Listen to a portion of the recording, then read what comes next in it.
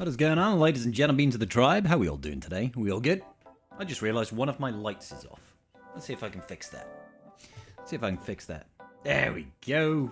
It's all nice and bright. It's all good in the hood. How we doing, tribe? How we doing? We golden? We beautiful?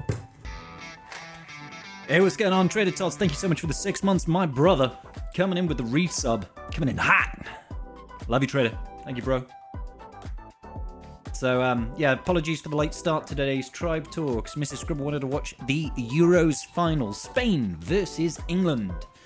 So, that's just finished. That's just wrapped up now, and we, kicking off with a little bit of Tribe Talks, baby. What's going on, Lord Megatron? How you doing, buddy? España have won indeed. What do they get? 88th minute lead or something like that? It was a decent match, I thought. It was quite entertaining. What's going on, Thorny? How you doing, buddy?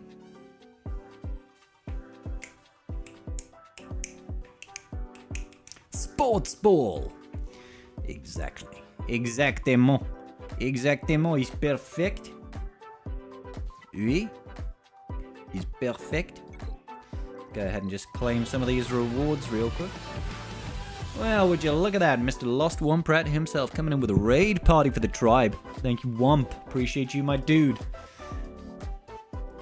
I am later indeed. I am indeed, buddy. Thank you so much. I appreciate you raiding the tribe today.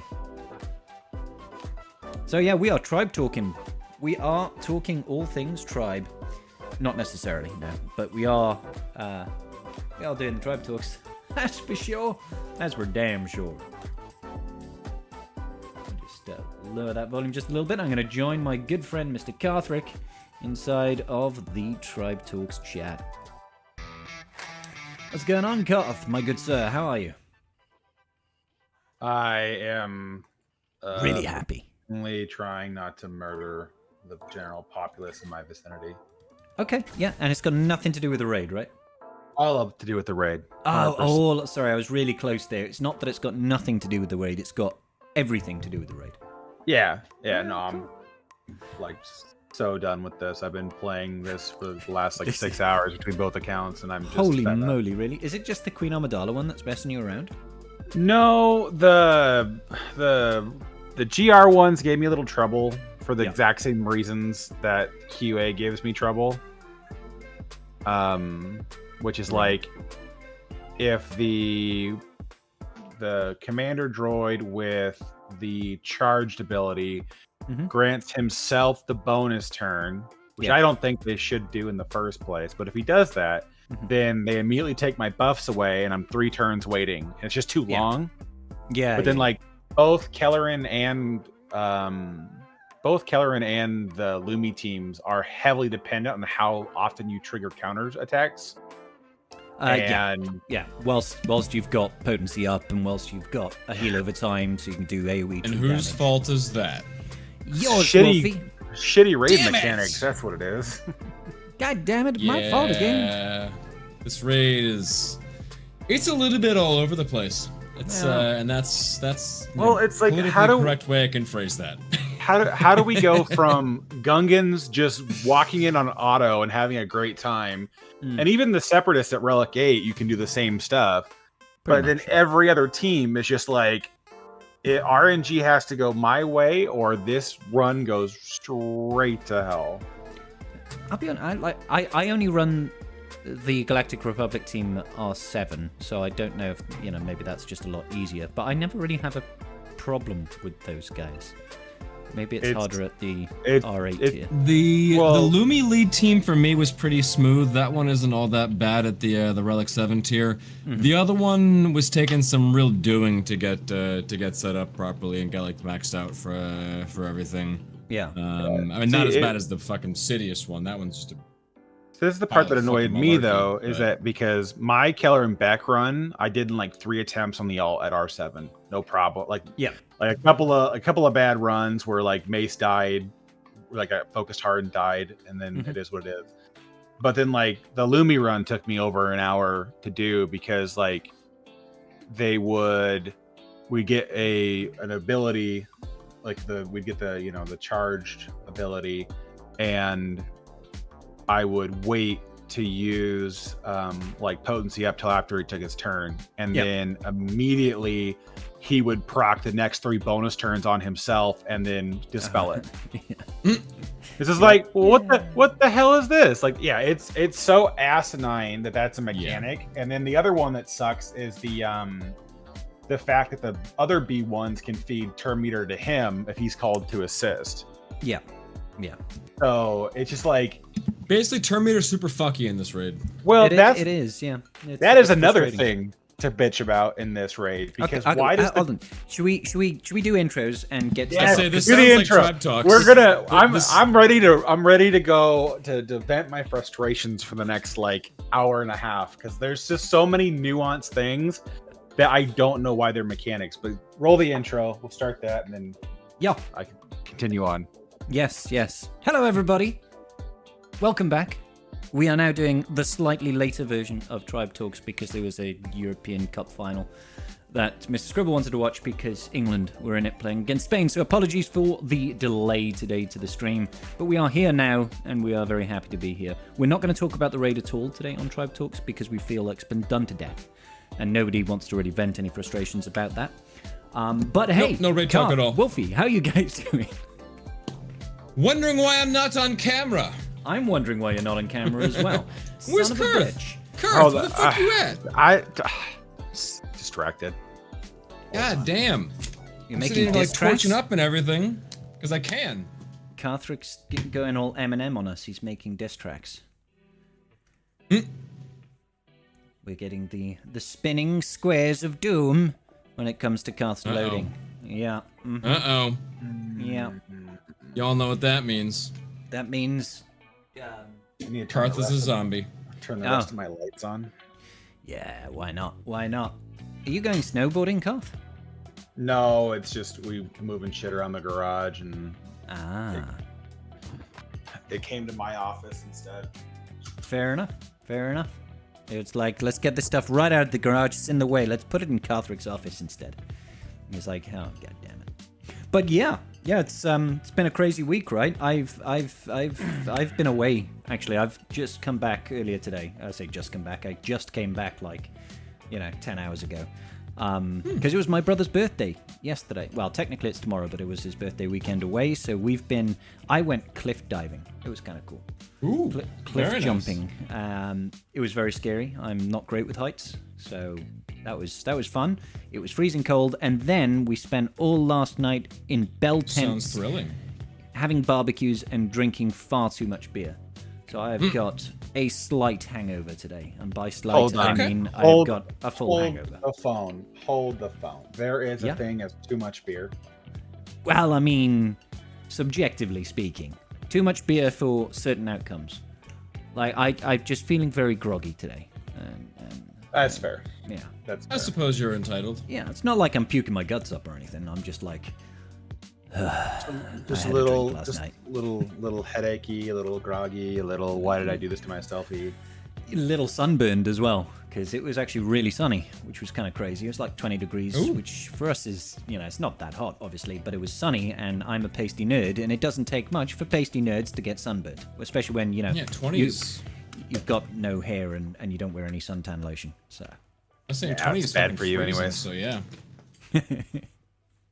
So, yeah, but got back earlier today after several hours of driving. It was good fun. It was good fun. I enjoyed, and now I am ready. But I did notice there wasn't there like, I mean, we'll get to the raid in a minute. But I did notice there was a data mine, wasn't there? Where I was away. It looks like Morgan Elspeth is actually coming out next. Is that right? Yeah, she should be the next marquee to drop. She'll I come would have out. thought it would have been Death thought- Trooper. Yeah, I figured. definitely would've been. Well, see, this is where I'm gonna put on my tinfoil hat. It's for me what confirms that the Great Mothers will be a legendary event, and it'll just require her and some Night Sisters at Relics to unlock the event, and then it'll come out first. Wouldn't surprise me. Because it doesn't make sense for me to for them to not do them as a legendary. It's just, I just find But- it really weird that just that post, the bonus info, required for another Ahsoka series character alongside Grand Admiral Thrawn at Relic 7. I get that. Yeah. I figured that part makes sense. I figured that was for Balin, right? Well, it's either going to be Balin or Great Mothers, right?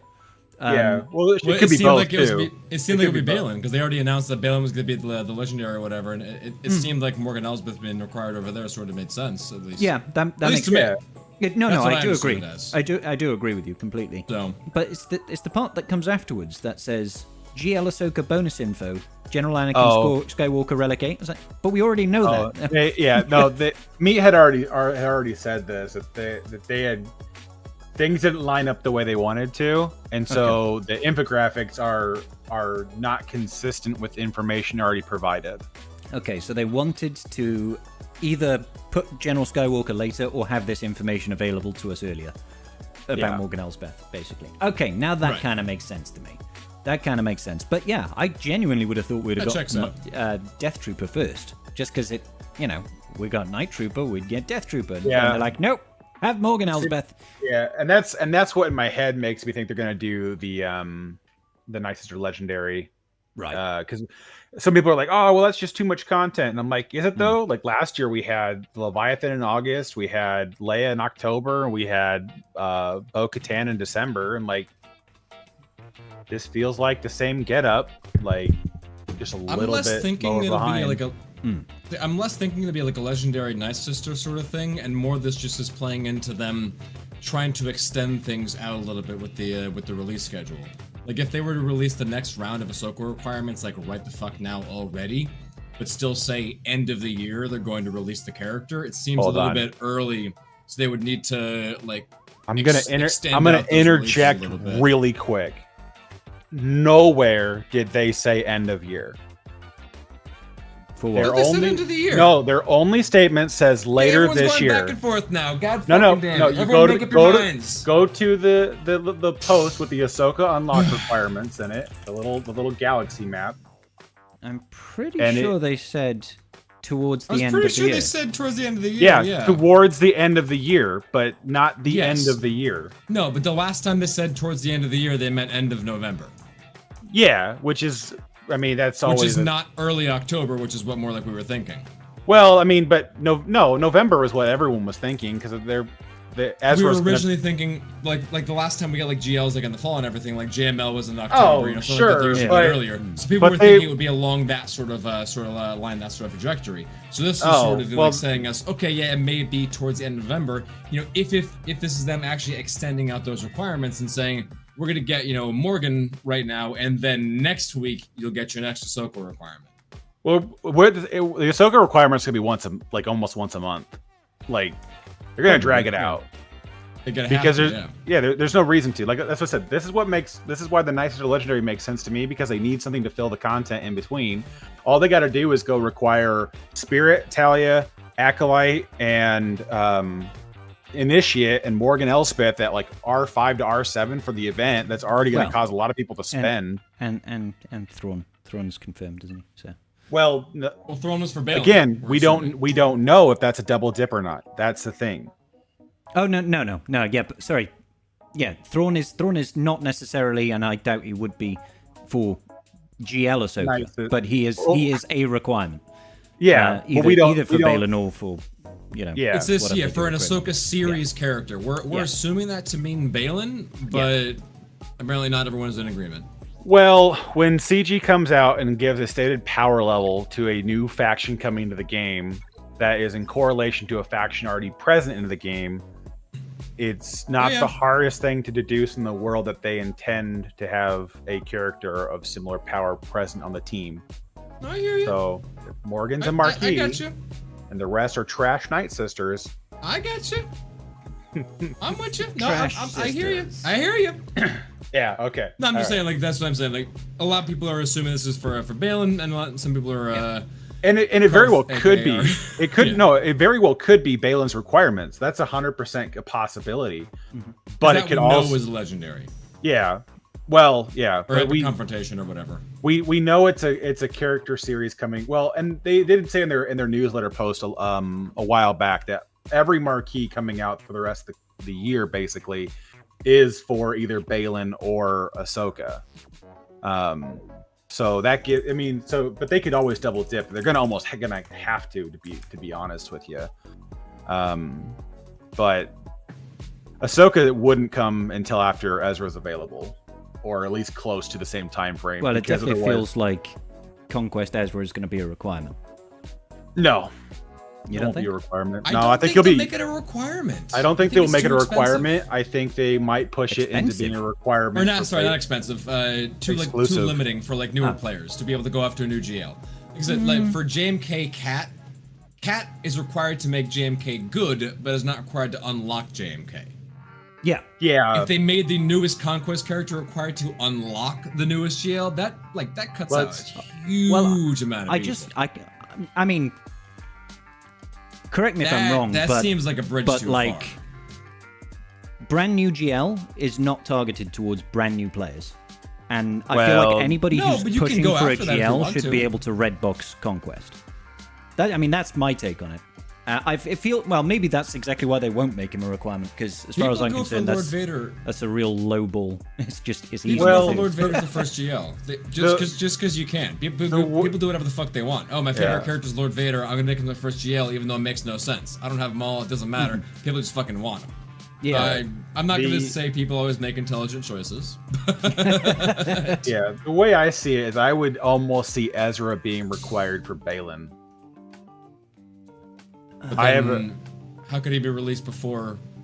Balin's coming last. That's what I think. Balin's the Oh, last one. he's coming Yeah, last. I think Okay. Balin's the last one to come because You think it's his a December sort of thing around the yeah bow timing? yeah like Okay. bow timing. But like for me, they have to separate these events out earlier than late. Like they have to separate them out a little bit, otherwise you're gonna have just too much of a deluge for people to commit to the resources to. Because if it's like, oh, you go in from Night Sisters into Balin into Ahsoka Tano, like there's just going to be so much. There's so many marquees. We know there's like 8 marquees. We've got 1 so far. There's potential for a couple more depending on what they want to do. Yeah. If they're going to release a marquee every 2 weeks, you've got 4 months of marquee releases still in the queue. Yeah. So And it like looks they're like not going to. we're going to have they're not at least one new character per release bracket. Per requirement bracket for Ahsoka by the looks of things.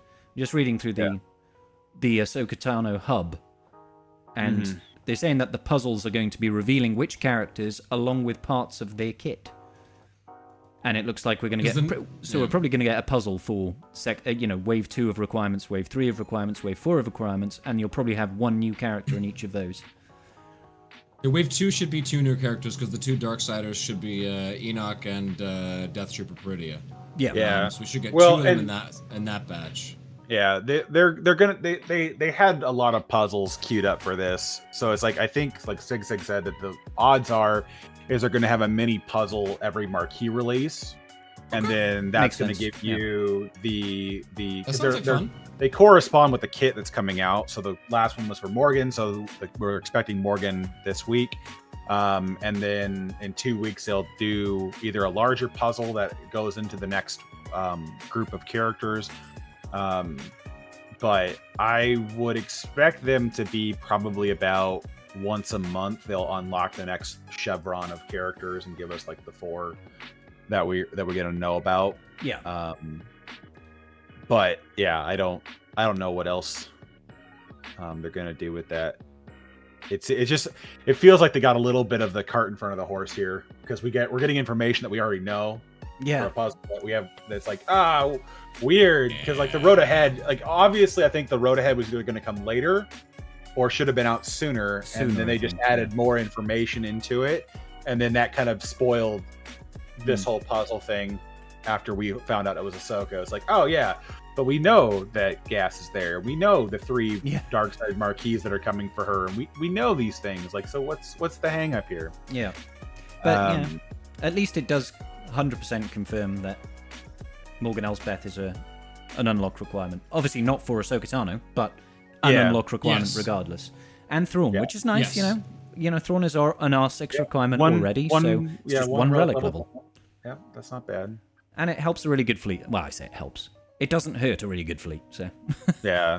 Chimera still has relevance within the fleet meta, so it's not terrible. So I'm not mad about that. I just yesterday I took my Night Trooper from R6 to R7, so he's done. So I was going to then get Asajj to R5 from R3 and then start working on snips, just so I've like done the first round of requirements for Ahsoka. Yeah. But really, I shouldn't really be any great rush. I could save that and use that on Morgan Elsbeth relic levels. Nice. Yeah, I'm hoarding basically to see what the other whatever starts kind of falling out, because I feel like there's just going to be a kind of a deluge of stuff that's going to drop on us hard and fast. Well, it has to be. No matter which way we look at it, we are definitely getting a crap load of characters. And over the so next it's like 4 I don't want to overcommit early for things I can kind of fill the void on. So it's just like I'll take the marquees up and get them where they need to be, and I'll start hoarding some Relic 9 materials, because I know there's one already. There's probably going to be some more. I was honestly kind of looking forward to getting Death Trooper, just because Night Trooper was such a smash hit. I feel that it would have been nice to see a little bit more of that interaction, but I'm okay with Night Trooper just being part of, the Imperial Remnant DTMG squad for now. That's fine by me. You can stay there. I was just kind of like a little bit 5v5. Just get him for 5v5 and we're okay. It's 3v3 upcoming, so you get your 3v3 team, and then your 5v5, you get the next one. We'll be good. Yeah. I mean, you will, because I'm not going crazy. That is in 3v3. We think it'll be Dark Trooper Moff Gideon. Has to be. And Night Trooper has to be DTMG. There is no other option. No. Oh, I was thinking of we mean the others. Yeah. Is it going to be OG Moff? I imagine so, but because you've got the extra TMR there, and the Master System demoralized and all that sort of good jazz. I think. Or is it Scout Trooper? I mean, that's a tough one. It's hard to say. I think Scout has better places to be in 3s with Night Trooper, but the problem is that you just don't have you don't have enough of the core mechanics. I think in 3v3, Night Trooper is just going to be dead weight to the defensive board, because even with the Kron, he needs to be attacking out of turn, and there's only 2 other characters, so it's like you need to go fast. So that is either Scout or OG Gideon. Yeah. But OG he won't use his control the situation on defense, not first turn. He'll always use his armor shred. He does the shred first, he'll always use his armor. Yeah, he'll only use his armor shred. He's not going to be as critical, and he's got way better things to do on offense, in my opinion, than sit with that. So, if I were to pick a team right now, it would be Scout, Night Trooper, and DTMG. Yeah, I was sort of thinking Scout, but because with the Krons that he's gonna have for it, depending on what you can put together, you only want a single tank on the team anyways. So you're gonna roll probably either into 2 attackers or an attacker and support. But it's just that's the problem with the team, if there's just not quite enough turn meter generation to really full send it. Mrs. Scribble brought me back Toblerone from her holiday. Oh, there you go. I'm a happy chappy. I have not had Toblerone fucking forever. Oh my god. Years! But that's good stuff. Yeah, it is. That is some damn good stuff. Oh yeah. So 3v3, they're definitely going to be one of those teams that a bit lacking. We'll say they lose a lot of mechanics and over there, like I said, keeping turn meter going, keeping all that stuff going. I'm going to adopt the rule of Mew and just be like, yep, goes on defense. Oh yeah, roll the dice for him. You have the nuke thing. Yeah, absolutely. Throw them on there. Cool. Make it your opponent's problem. 100%, without a doubt. But I mean, and then we'll laugh when Adrad still beats him. Well, I wouldn't be surprised. Like, the only thing with Adrad is going to be the TM generation 6 from him. Level 6 Although support is going to be amazing with Adrad. So interestingly for Adrad though, because Adrad stuff is anti-Empire.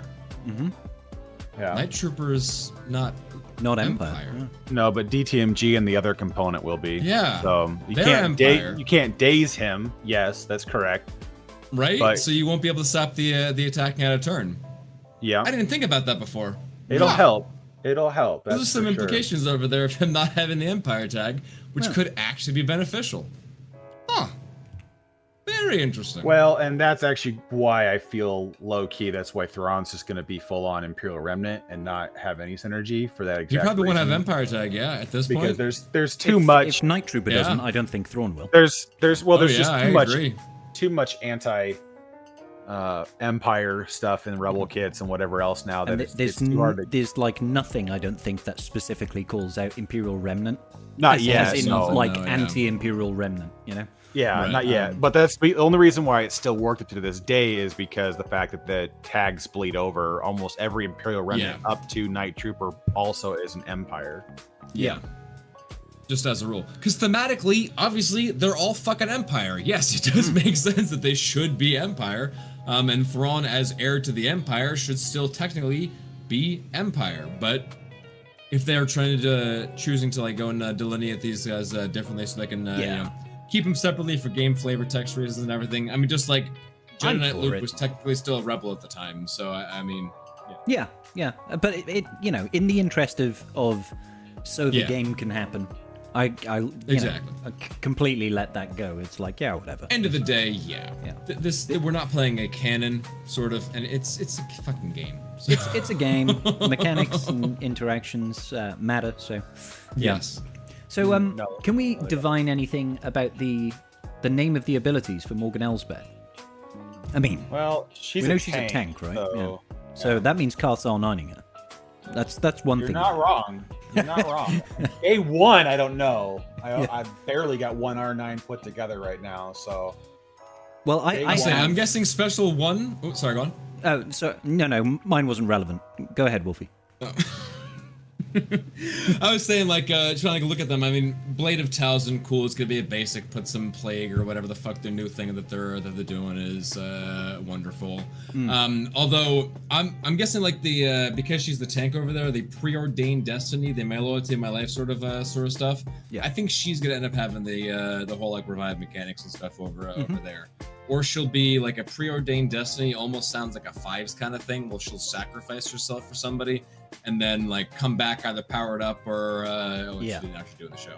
But like make everybody else powered up or enable some other thing, like have some crazy old Ben type mechanic where she goes and gives everyone 1,000,000 buffs or something like that. That would be I think that could definitely be I feel like they're gonna throw a because if you go and look at the Great Mothers, they bring the two effects called Blessed and Doomed. Yeah. The table. So Blessed is probably boosting Night Sisters, and Doomed is probably lowering enemies' effectiveness. Yeah, it's probably a debuff. They bring a new effect called Fate Weaving.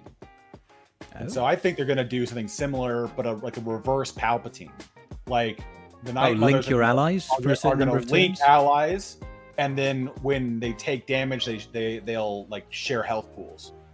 So it's that like could be cool. Like health equalization sort of nonsense. Yeah, so you link an attacker and a tank. Yeah. Yeah, it's like as the Geos, like with the Geos, like as you attack, they keep equalizing, and that's what makes them kind of hard because you can't burst them very well. But they do this where it's like, they try to focus on your attackers, and then they keep pulling from Morgan's hit pool or whatever it was while they're doing that. That's what I would see from that kind of kit. Well, imagine also like against your opponents over there, like you link up the attack, like some weak squishy attacker along with the tank, and you damage the tank, and it transfers over to the attacker because fuck you. That's why. That would be kind of funny. That would be fun too. That would be fun too. It's a damage reflection for specific characters that you entwine fates with. Go and redirect it over there. Yeah, exactly. Or intertwine fates exactly like that. You kill one of them, and the other one also sacrifices with them. You take them down both together. Oh. Yeah, I mean, there could be some cool, fun things over there. Definitely. Yeah, there needs to be something cool and fun there because the Night Sisters that they expect to round out the team. Oh, they're boring as shit. Oh man. Well, they have really interesting like uniques, right? They're really overpowered in very specific situations because like Spirit gets 100% offense when he got foresight. Like Acolyte deals double damage if they're stealth. Spirit slaps. They have tons of mechanics at play that kind of help them. Talia actually is going to be a really interesting one to put the cleanser with them because she pumps a lot of turn meter around. And she's got a heal and is it a stagger she's got as well?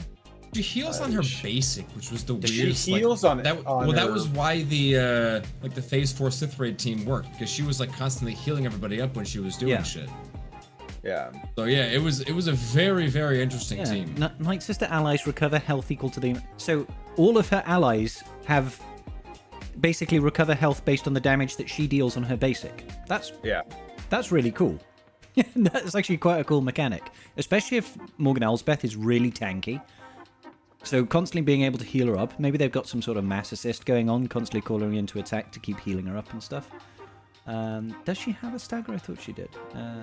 Talia, yeah, her special is a stagger. Deal special damage, inflict damage over time, and stagger for 2 turns. Yeah, her second special is a stagger. Yeah. Yeah, okay. That's pretty cool.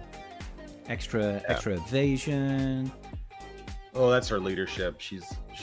Yeah. Sorry, I thought that was a unique for some reason. Yeah, her lead is useless. Yeah, I wish it was a unique because it would be at least somewhat palatable then. Yeah. Yeah.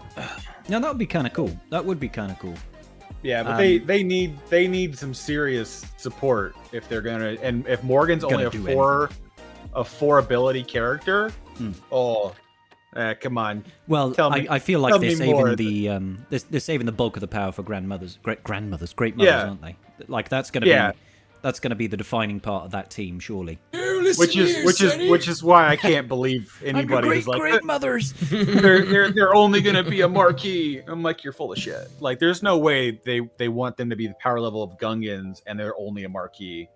I mean, I'd be feeling a little bit gypped. I'd be like, God damn it. I would too, because either A, that's like a really great value for just a marquee, or B, it's like this team's gonna be like only on that power level when their Datacron exists. They'll be like Afra all over again.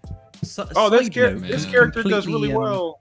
Completely separate to all that nonsense. What it does interest me in is it the Geonosis planet has got an SM for Merrin? Yes. Relic 7? That's Dathomir. It's Dathomir. Sorry, Dathomir. Yeah, of course it's Dathomir. Yes. Yeah. Geonosis is the Geos. Wolfie knew what I meant, but I'll actually have some Relic 7 Night Sisters. And I'll be like, can I take in Night Trooper and make him work? And Death Trooper Peridot when he comes out and make him work? No. With my you can't take them, but they won't work. You don't know that. Well, actually, I've never seen the mission, so. I played it with the Night Trooper this go around, and it was just like, well, you died fast. Well, the mechanics are really hard. Like you have to drop out somebody useful out of the team. Yep. And the original, the good Night Sister team right now, which is Talzin, Asajj, Merrin, Old Daka, Zombie. You take out any one of those components. You drop Zombie, now you don't have a tank. You don't have the 2 free lives. You drop Old Daka, you don't have a healer, so you're just relying on Merrin, who's got a much Feels more like you have to remove Asajj, then, do you? Well, yeah, but then you start. If you remove Asajj, then your Terminator loop starts to go away, because Asajj and Talzin and Daka are the ones who gain Terminator. Well, and Merrin gain Terminator on death. Yeah. So depending on where you want your power to come from, if you need to ramp stats, then Talzin needs to be the one who's dying. Gotcha. And then it's her leadership which revives everybody and lets them attack again and then die and then keep cycling Terminator. Hopefully, then Great Mothers will be able to do something. Who knows? Well, they did say that we will find teams that will consolidate the current power, but they anticipated for them to create their own team. So I mean, of course, you'll have mechanics in play that'll make it very powerful to combine like Asajj or Merrin into the team, but it depends on what they do. That will dictate. I am going to laugh the first time I see like running a Talzin lead with like the revived death loop thing and just seeing all 3 Great Mothers reviving every time. Like, and we're back, and we're all dead again, and we're all back. That's just with the huge unit. It's gonna be like, all right, this is a little bit silly. I'm just imagining in that scenario that the Great Mothers are just like Doug Trio, and they're just exactly. That would be a good laugh. Precisely. Oh my god, 100%. So yeah, because my Night Sisters, because I've only really done the Lightspeed bundle apart from my R9 Merrin sub goal that we did last before the current one, right? They're all like R3, and I think I've got Daka at R5. So it's currently, I don't really want to be spending my relic signal data doing up Night Sisters to R7, just because, as we know, we've got Balin coming, and we've got GL Ahsoka coming. I'm like, now is not the time for me to start dropping all my signal data on Night Sisters. Oh yeah, so. You got eight marquees that are more than likely going to be R7 plus requirements coming out. So I mean, you're looking at like 700 to 800 signal data, you know, of each category. Signal data is just an absolute bitch, man. Like it's my biggest bottleneck by far. I'm still rocking like 2k Cairo of each right now. So I'm like, yeah, it's funny how that kind of like comes and goes in spurts. Like I know all of that will disappear in this round of marquees because let's face it, 8 marquees plus legendaries. 8 marquees is going to be about if they spread them out long enough, you'll be collecting more Kairos as you're going. Oh, 100%, because like from TB alone, we're getting what 140 Kyrotech every 2 weeks. Is it every 2 weeks? Pretty decent. Like that's without even looking at the get that we get from that as well. So it's like that's a good chunk of Kyrotech to keep you floating. You know, it's not bad. So yeah. Plus, you Definitely know, my normal energy only ever goes to farming shock prods because that's what that normal energy is for when you don't have anything to farm. Well, that's not true, but I understand your point. To me, it's true currently. Normal energy is for hoarding for GL events. Exactly. He's like, normal energy, I don't use that. I haven't. I use 36 energy a day, and that's it. I refuse to let my tickets go to waste. And of course. I mean, we do need the raid still, Carth. Let the poor guild down. But I'm almost. Yeah, I'm almost at 22k. I think you only need about 24 max. You're already hoarding for Galactic Legend Thrawn. Let's be honest. I mean, that's what we're working on now. If you since I have all the tickets saved up already, I shouldn't need the entire 24k. But we don't know how hard it's going to be, or how bugged it's going to be, or what the drop rate of my tickets are going to be. Yeah. But speaking of GL Thrawn though, yeah, I would be massively surprised if he is not in game by June of next year. Oh yeah, so would I. I think it's going to be much quicker than Ahsoka was. April is what March, April, or they might line it up for May the 4th. But that would be good. I can't see them putting it any later than that because it just doesn't make sense to me. You're basically going to build out his entire team and then not give it to us for a year. Like you're already requiring. You know what that means, Carth? That means that the next raid is going to be the escape from Peridea, and you have to try and stop Thrawn from escaping in that lightspeed jump. That's going to be the raid, and it's going to be GL Thrawn and Imperial Remnants. And GL and New Republic. Yeah. Don't forget the space whales. No, and the new Ahsoka. The new Ahsoka. Yeah. It'll be the first raid that needs 2 GLs. Hey man, if they can both underman it for max points, I'm there. I'm sold. Oh, dude. They're giving you options. It's a good thing that multiple GLs will be able to attack the raid, right? Hey, because they care. You need to quantify that statement down just a little bit more. If I can underman the raid for max points on auto, I'm happy. Oh god, yeah. And because I had to go there. I think we're getting to the subsection of the tribe talks where Carthrick gets to decompress about how much he hates the new raid. I mean, so hit us with it, Carth. Vent all of your frustrations about this new raid that we have battled. So I mean, the first, I have 3 things that are kind of the problem off the top, just mechanically speaking, for the raid that I don't enjoy, and I think they should honestly change. Is the command droid with the charge ability should not be able to give itself bonus turns. It should be another ally, not itself. I can't tell you how many times that has screwed me today by it just like. I get to wave 2 with Padawan Obi-Wan, and even though he had 90% turn meter on the end of the previous wave, Padme goes first, and I use the basic, and then Command Droid goes and cleanses off all my buffs. Yeah, there is definitely something weird with turn meter in this new raid, where you'll just randomly get a bonus turn with somebody else on your team at the start of a wave.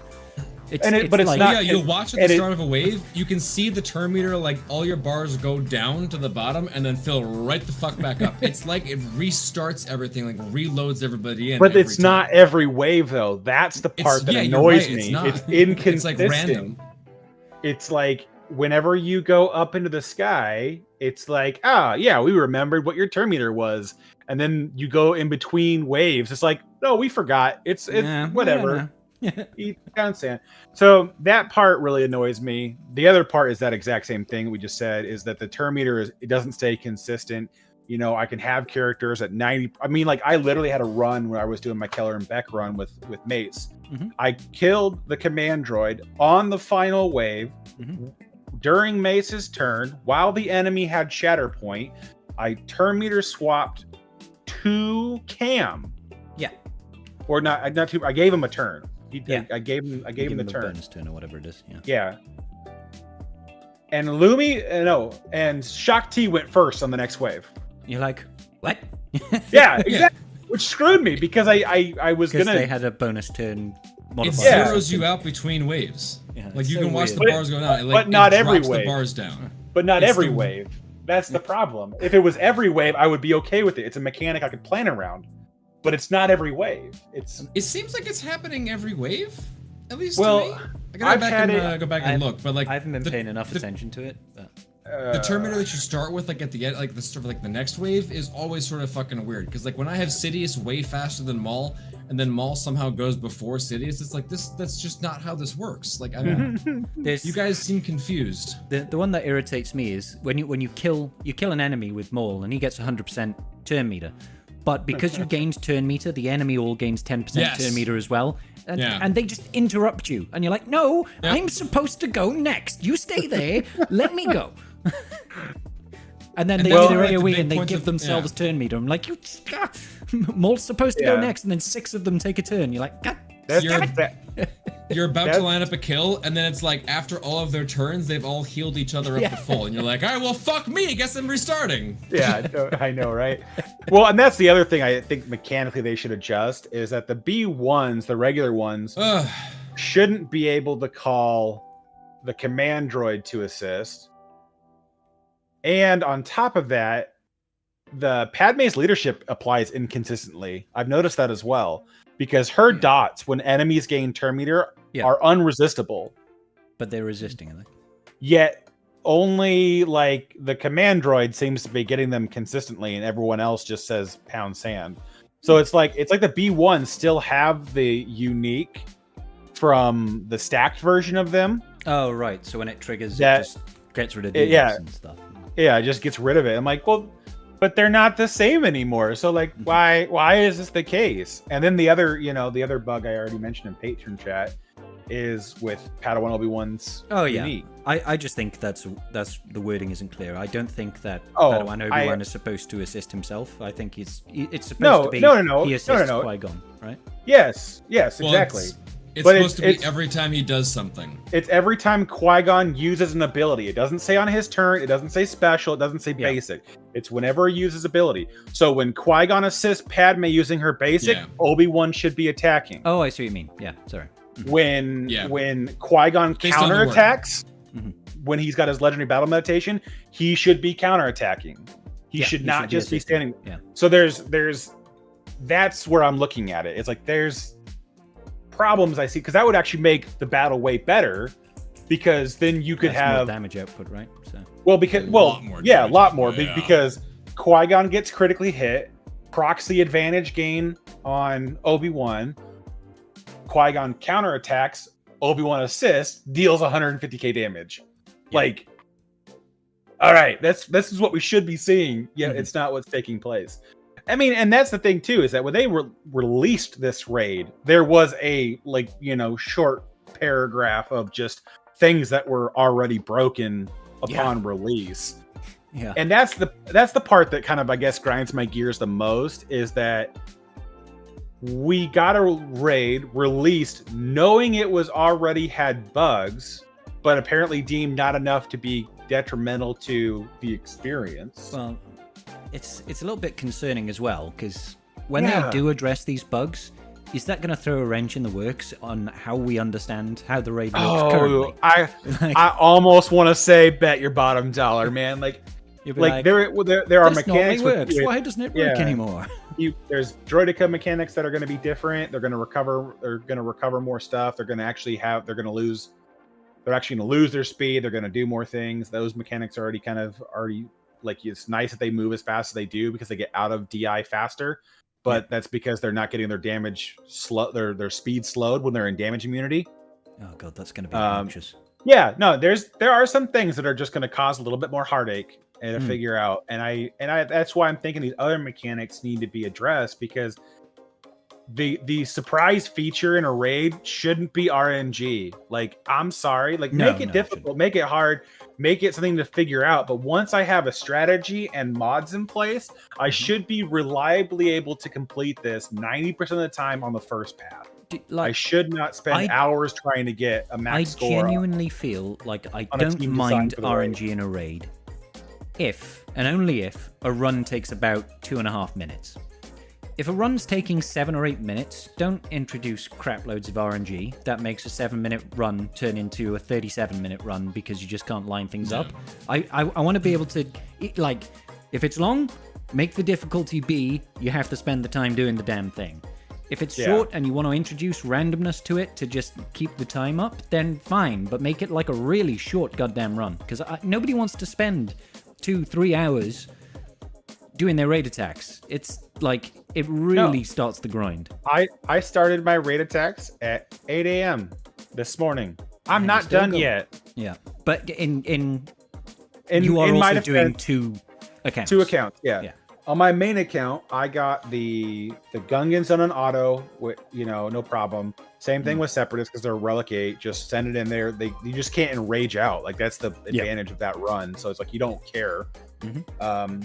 I was lucky. I was able to do Lumi in 1 run and Keller and Beck in 2. Yeah. But I played the Queen Amidala trio run for about an hour and a half and couldn't get it to land for anything. And I kept, I was following the guides. I followed your video, and it's just like, I would literally get wave 2 and it would be one of those charge guys. And Queen Amidala would, even though Obi ended phase 1, wave 1 with a 90% turn meter, Amidala would go first. I would basic for more hots, and then the commander droid would give himself the bonus turn and cleanse it. And then it's like, well, I can't kill anybody, and so you're like, all right. And then just from your own video, if you can't basically one shot every other wave, you will enrage out. You don't have there's no other way around it. You absolutely 100% need to be able to basically explode at least 2 waves, and one of them has to be one of the later waves with his farm or droids. Yeah, because otherwise you can't beat the enrage meter. Otherwise, it's impossible. You'll just get it at like 2 million points in. Or so. And that's frustrating. And that's the thing too. If they're going to keep rearranging your turn meter between waves, like letting the command droids get bonus turns, because the other one, they get turn meter whenever anybody on your team gains turn meter, right? So yeah. It's the quick. I think it's called quick. Yeah, and so it's like that. Honestly, like with the quick one, if they just made the command droid 1 speed slower than the rest of the units, I would be more understanding, because that means it shouldn't ever randomly gain the, how they generate turn meter when you generate turn meter with the quick one. Yeah. At least in that scenario, there's not the chance that the command droid can take that turn and dispel you. Except for the one caveat where that's not correct. All right. Because the B1s, whenever they use an ability, whoever assists them gains turn meter. Oh, so the commander droid can assist them and gain turn meter and then put them in front of you. Gotcha. Yeah. It's like the same thing with the Lumi run. You're supposed to mod them all to go so that the enemy goes first, and you can boost your potency up after all that's gone through. That's what I've been doing. I don't. Except for I clear them in the first wave before they get a turn. Well, I mean, that's an option too. But my point is like, during that run, if Kit counterattacks, because he has a natural counterattack in his kit, and his counterattacks grant him turn meter, he will then move before the bot. It's like, this is the dumbest stuff in the world. Like, again, now I had to back out so many times for that. This is why I mod mine. Literally, wave 1, the only person that takes a turn is the command droid, because everybody else is dead. So I'm like, hey, wave one's See, done. I've run it both ways. And I've had it go both directions off the rip too. It's like it's just some things just don't want to play properly.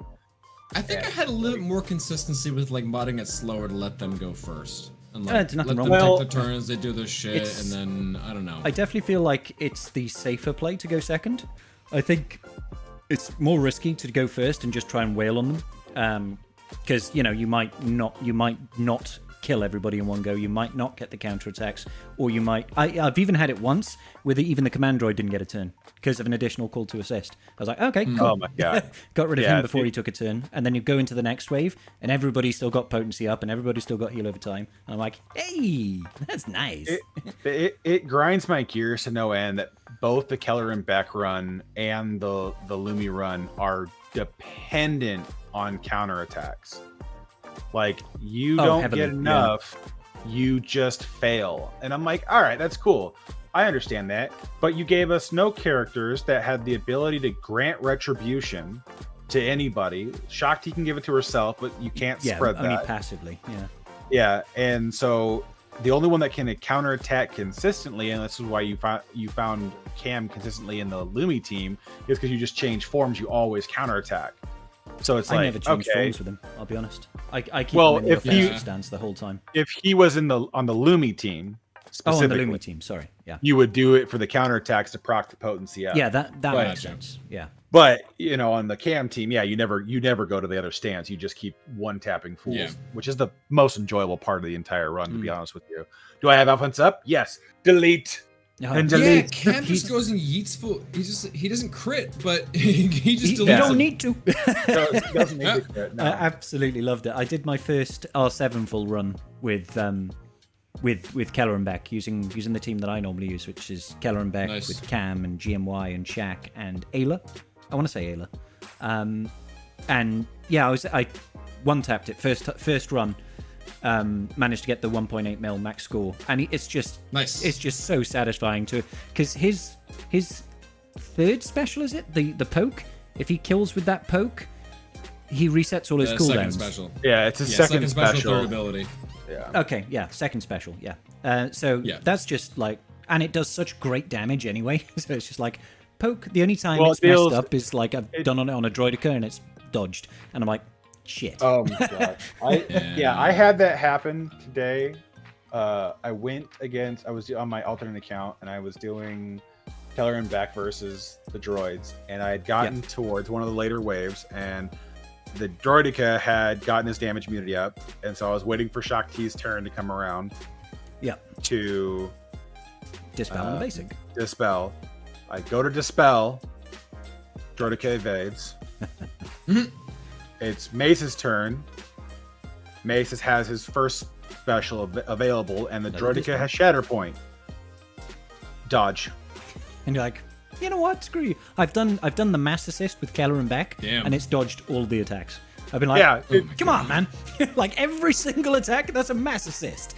And Cam is attacking twice. Like, come on, dude. It's just like, Yep.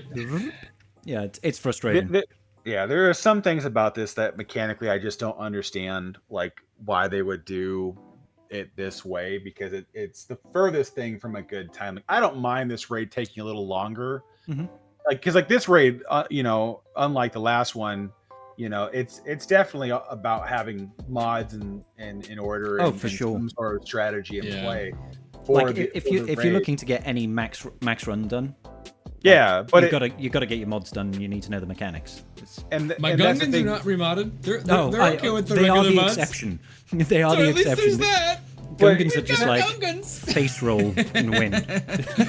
Yeah, About they're the only ones. Aside from that, the runs though is that like it's if the philosophy behind them was, oh well, they weren't maxing speeder bike raids, so why we'll give them more room to go with points available, and then they can just take everything to R9 and do and get higher points. You don't need to worry about maxing, because you're going to get 2.7 every time if you have it at an R9 and you wash out at an 3.6. rage. Well, no, I'm saying if you didn't care about don't maxing, Sorry, yeah. And I'm just looking at that going like that can't be the ideology behind like why this is so stupid difficult. Because it's like if it's just the answer is whale harder for way beyond the investment required, like go pound some sand. Yeah. Like that's the dumbest thing in my life. The rewards are good. They're not good enough to warrant. That's the dumbest thing I've ever heard, bro. You watched this week's episode of Acolyte, okay? Let's No. be clear. I don't want to go into that. I'm already mad about one thing. I'm already upset. Keep the race focused on the stupid mobile game I spent way too much time playing. Okay. Can we talk just a little bit about how originally there was supposed to be another tier of rewards?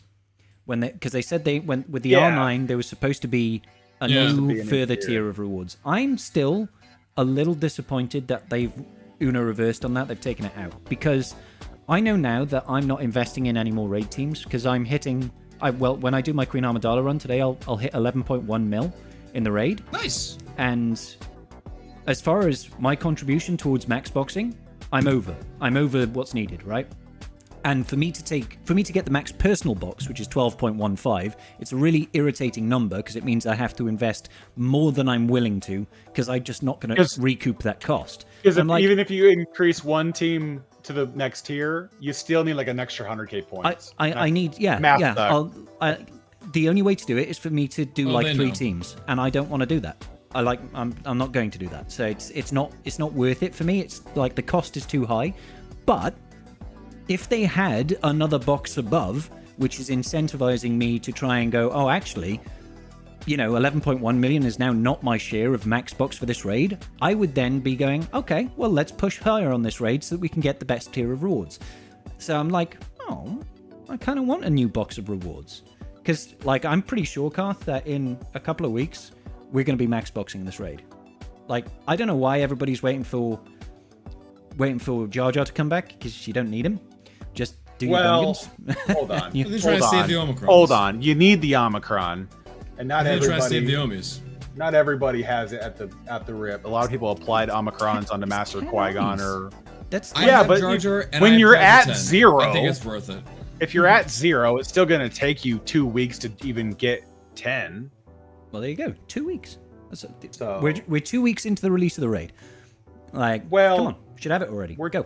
We're a week into knowing that the raid Omni was worth your time. Yeah, agreed. But if you were sensible, maybe think about hoarding some of those armies. I'm just saying. Yeah. Well, this is your fault. You personally. I shouldn't be doing this raid in the middle of the.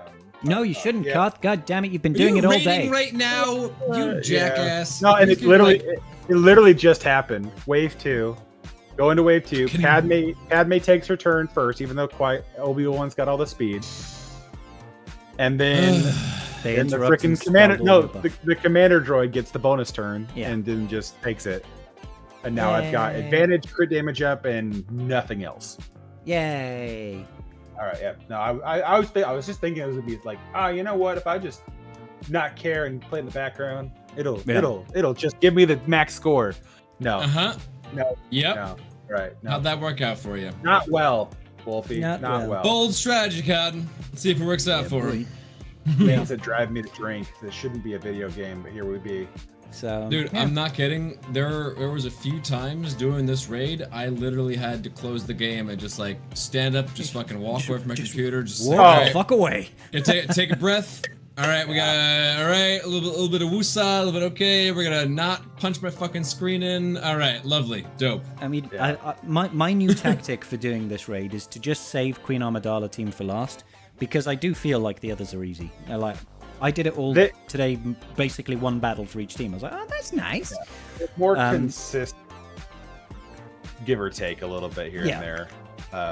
But yeah, I was doing the Queen Amidala team on stream on Friday. I took her to Relic 9, and then we were being jackasses and fucking around with that. It took 3 or 4 tries to get it done. 3 or 4 is good. Amusingly enough, the fact one it takes time more than where one it actually worked was the time where I got the bonus turn one, the triple chevron, on every single wave. Really? every single wave. Bonus turn what? bullshit, and I got the fucking one shot. I don't know how. The benefit Just, of okay. that is actually that with them taking bonus turns, that means they're going to AoE you a lot, which means you're going to have advantage a lot. Because that's the real kicker for that Obi-Wan. He needs to crit. And that's the only way you're getting advantage is if one of your allies has been crit, right? If Qui-Gon's been crit. And you're what? And tier at the Relic 9 tier, they have 140%. 150. It's 140 from the tier and 10% addition from the command droid as well. Oh. So it's like 150% crit avoid is just absurd. Like, That's stupid. I genuinely, I think they should remove like 30 to 40% of that to make it reasonable. Like, for real, like it's insane. Like mods almost don't matter anymore. I mean, I modded my. I've got a mod set for Darth Maul, where he's got 145% crit chance, and he still doesn't crit every time. Oh yeah, because he gains like 20% mastery or something from his hero faction, and he gains an extra 20% or 25% after the first unit dies, and he gains Sidious's leadership, which adds 15%, and I'm still not critting every time with that. I'm like, guys, come on. Like, this is unreasonable now. And in order to get that high level of crit chance, you have to make so many sacrifices elsewhere. It's just like, that's just this. But then you look at the level 9 modifier for Separatists, and they at the level 9 for Separatists, they get 100% crit chance. And I'm like, come on, guys. Like, no, they know what they're doing. Like, course, they just keep locking. I mean, honest to God, I'm just like, I pray that they don't touch the B2 one, because I'm just happy as a clam just going in with the B2 team and just setting it on auto. Nice. And getting a score. But well, I say auto. You have to somewhat guide it, because they do some dumb things on auto. But have you noticed that the auto refuses to target droidicas and staps? It'll just target the B1s until the droidica and stap is the only unit left. And I'm like, guys, come on, man.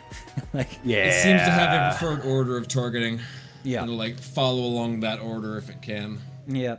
So at least that's what it feels like. The manual targeting for hitting those staps, hitting those droidicas is the only real necessity. I'm still hoping that there's an R8 droid team that you can run without using Sidious and Maul that will still, max out at the R8 tier, because I would almost rather do that than put any investment into Lumi. But I already know I'm not doing any more investment for the raid teams because it's not bloody worth it. So I mean, yeah. I mean, at the end of the day, the only way I look at it, sweet title. I do. The way I look at it, though, Scribe, is that if you had to bite the bullet anywhere, R8 and R9s are far more expensive investments than R5 to R7. Like, it's not great, but it's less of the more rare signal data. You're not getting too high in. You're not getting the biggest problem is I don't have any R7 teams to invest in apart from Lumi. Like, that's the only one that isn't operating at R7 min. So that means I have to do at least a Relic 8 or a Relic 9. And even if I do like a Relic 9 and a Relic 8 team, the benefit I gain there is 1.6 million, and I need 1.615 million to get the max box. So it's like, no matter what, I'm going to have to do... That is so rude. 2 Relic 8s and Lumi to Relic 7, or a Relic 9, a Relic 8, and Lumi to R7, or like, it just doesn't math. It works out to be way too expensive. And I'm like, nope, not doing it. Not doing it. That is so rude. It is. Yeah, no, it's honest to God some of the dumbest stuff I've seen with how this is set up. I don't understand I would almost tolerate the difficulty and the RNG portion of this raid if there was something worth getting at the end of it, and there isn't. There is nothing in my life that would convince me that this raid is worth all the headache. Like 6 hours in a day to get through 2 accounts. No, way too much. Way too much. Like that's ridiculous for the currency. It's like, I honestly, like, on my main account, just like, you know what? If I clear 10 or 10.5, rest be damned. Yeah, I mean, I wouldn't blame you at all, because all you're missing out on is that extra 110 Mark III, and you're already making your contribution towards max box of the raid. So why spend an extra 5 hours? And I have no problem absolutely flipping my lid on anybody that's like, well, you're not getting your max score. You can go fuck right off. Like, here is the cliff on which you can jump. Like, I don't care, because that's not worth my sanity. Like, it's not my fault that I have to make up for somebody in my guild who can't get there yet. Like, I don't care. I'll even forego the 2,000 extra Mark III in the box. Like, that's not my job. That's their job. They get there, and after that, we're fine. Yeah. And to address DC Born over here in chat, you don't need to hit 10.5 mil. You know, we're talking about like hitting these big numbers and everything. You know, Karth and Scribe are going for the max box and the max reward box over there. We're in what you're literally one of the biggest guilds in the game. Yeah, exactly. What your guild is going for, what your personal score is expected to be, that's a conversation you got to have like with your guild and everything. And if they're saying, "Oh, you got to get hit 10 million in this raid for absolutely no reason whatsoever," then you may want to have a conversation with them and say, "Hey, I'm working on this GL, I'm working on this other thing over there," and they'll set reasonable expectations for everybody for the raid. You know. Well, most guilds are reasonable about that. And honestly, if you look at it this way, Born as well, is you're saying you hit 3.3 mil in the raid at the moment. I don't know what teams you use, but even if you just had a 4-man Gungan team at Relic 7, that's 1.8 million. If it was Relic 8, that's 2.7 million. Like, that's going to basically a third or double your score for one team, and it's a good invest. Do you know what I mean? But like, honestly, it has to be proportional to where you are in the game. The way we talk about it, obviously, we're late game players now. You know, I'm approaching 12 mil. Wolfie, what are you, 12 and a half by now? Something like that? 12.6, almost 12.7. And Karthric is about 15 billion. So, yeah, you know, like, where we are in the game is a completely different position. So you have to temper it for where you are in the game, you know? Like, the raid rewards are the best ROI in the game. They just are right now. But prioritize accordingly. So you're talking about going after the GL Ahsoka requirements. Do you even need to be pushing for GL Ahsoka right now? Are there other GLs? Are there other legendaries that you are still waiting for? Just because it's new doesn't mean you need to chase it right now. It's usually very expensive to chase, the brand new shiny. So maybe, and she's not coming till the end of the year, so maybe just focus on raid teams a little bit for now.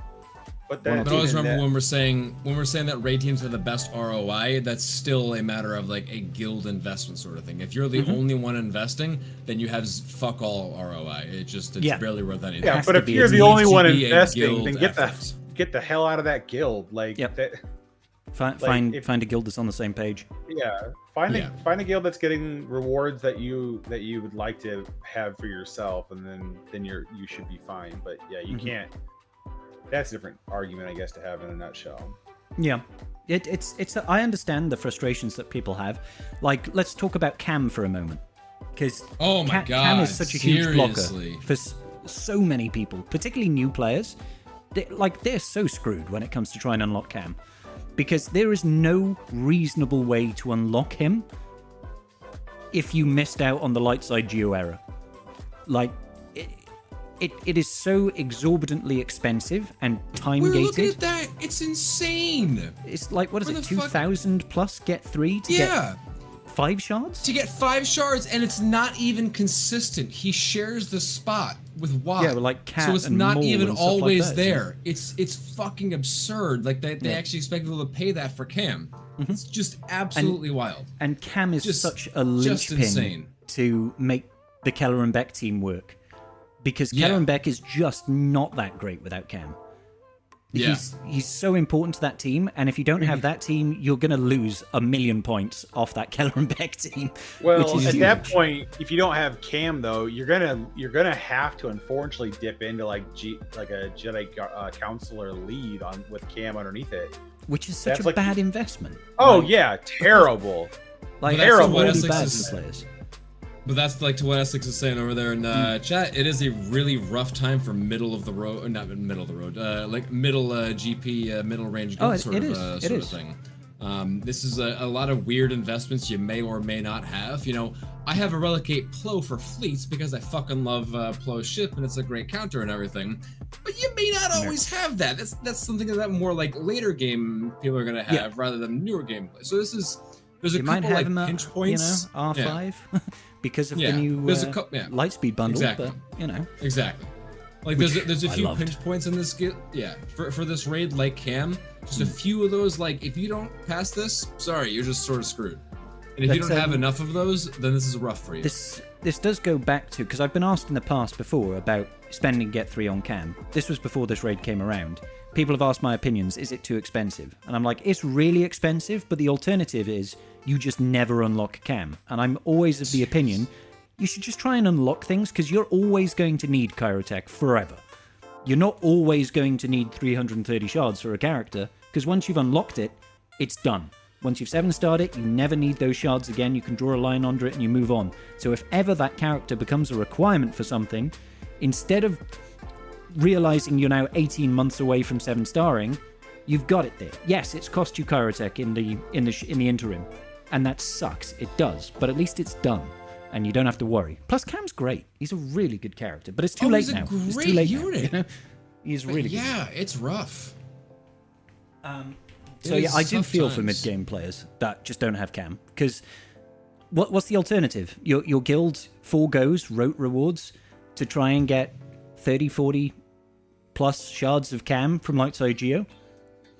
I mean, that's a real big sacrifice, because the rewards from rote are so much better than SWGoH. Like, that's a heavy invest. The only advantage, but you'd have to go join a guild that's doing it and getting a decent amount, which that doesn't almost correlate at all anymore, because usually guilds that are still doing it aren't getting good amounts of Cam shards. No, and plus that's gonna fuck you for raiding as well. Oh yeah, but you're most likely gonna lose a raid. Oh yeah, well you're going to. You can't get out of it. I mean, you'll definitely. You'll probably miss 2, maybe 3.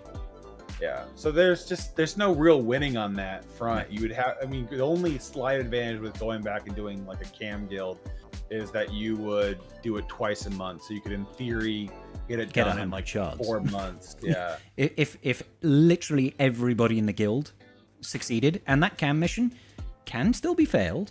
It's obviously it's a good special mission. I'll tell you that. I think the Cam mission is one of the best special missions they've ever done. As far as like, it's difficult with a small element of RNG, but it's usually salvageable if you know what you're doing and you're modding correctly. Like, yes, it's a well thought out special mission, I feel, rather than I agree what we got with Reaver, which I think was just a really fucking trash special mission. 100%. It's just like, mod for tenacity. Don't use AoEs until you got tenacity up. Not mod for tenacity, mod for protection. See, it's not even mod for tenacity. It used to be like tenacity, but then we're just like, oh yeah, just protection. Okay, that's it. Just protection, and then get tenacity up, and then cool. You could even, or alternatively, you can just use Reaver. I know she's the unlock, but Reaver does make it very fucking easy. I'll be honest, like at this point, everybody has Reva, so we don't even remod anymore. Oh yeah, no, I never. Cool, you're great. You get anymore. Some shard shop currency, lovely, awesome. We still we'll get like some fails. I want to say 44, 45 shards of Reaver each time round. We used to get like close, 38, 40, something like that. Yeah, it's not awful. A little bit of shard shop currency. But like genuinely, I think CG right now, in light of this raid being active, I think they need to throw the players a bone and put the Cam SM on Geonosis in rote and let people do it for Cam shards. Like, just fucking do it. That would be nice. Because you need to throw the player base a bone here. Like, it's not being well received currently.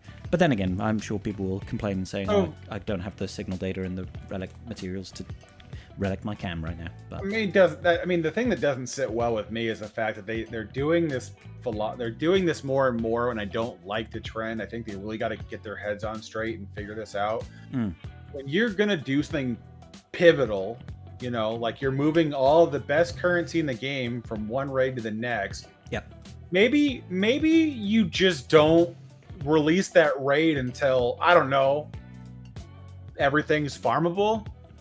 It's like, I know a lot of people are pissed off, right? Because Master Qui-Gon's not farmable. Jar Jar didn't come. And there were so many. Well, he'll be out this week. He's on the right timetable. That hasn't changed. Yeah, he's on the right track.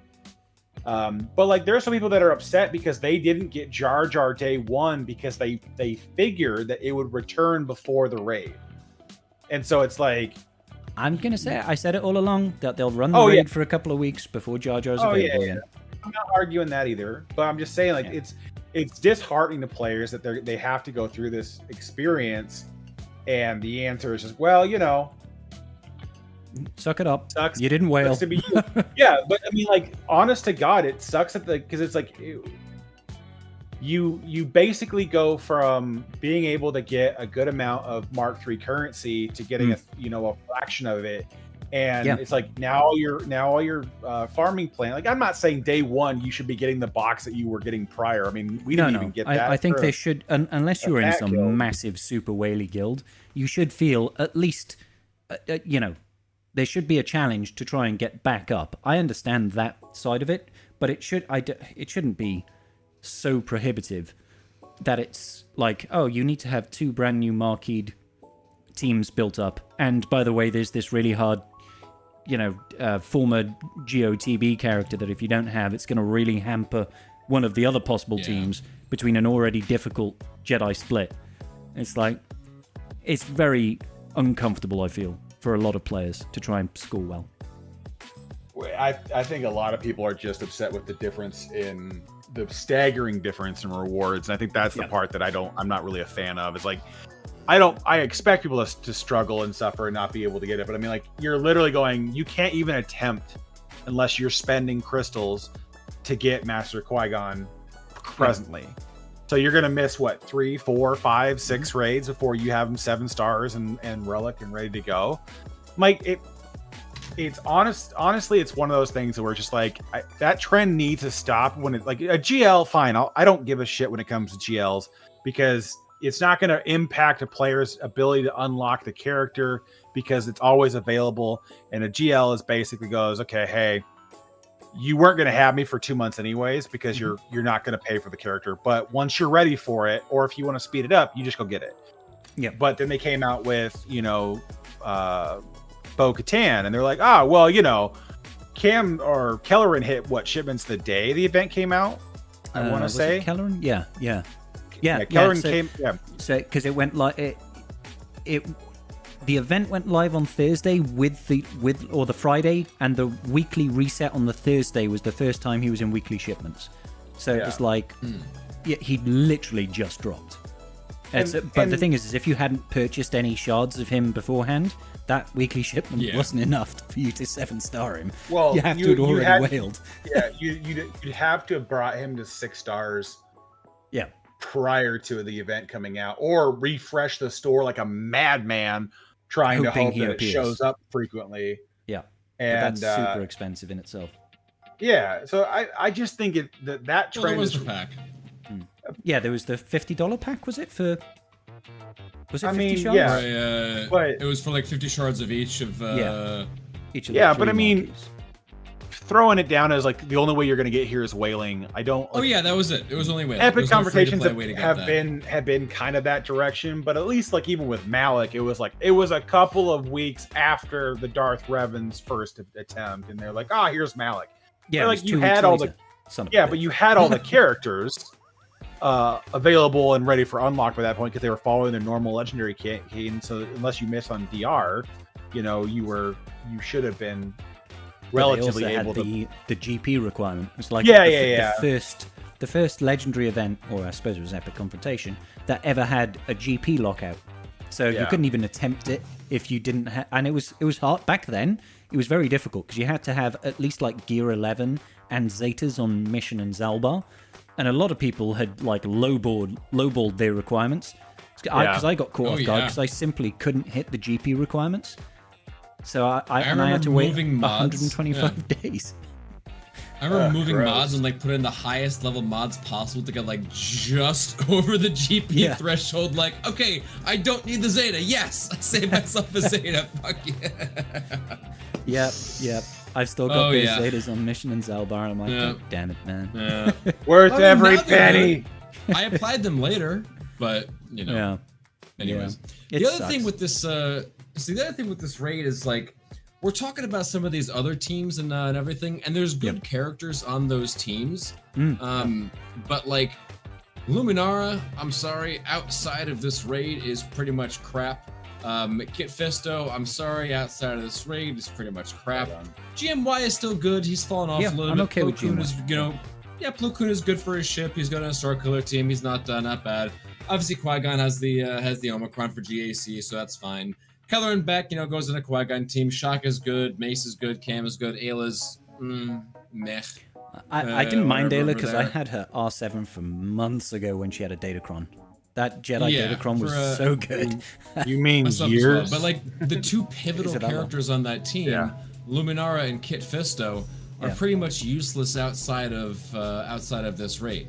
So you're also being asked to invest more gear and more in a Zeta on Lumi Yeah. lead on stuff over there into characters have you'll to drop that probably Zeta. never use again. Yeah.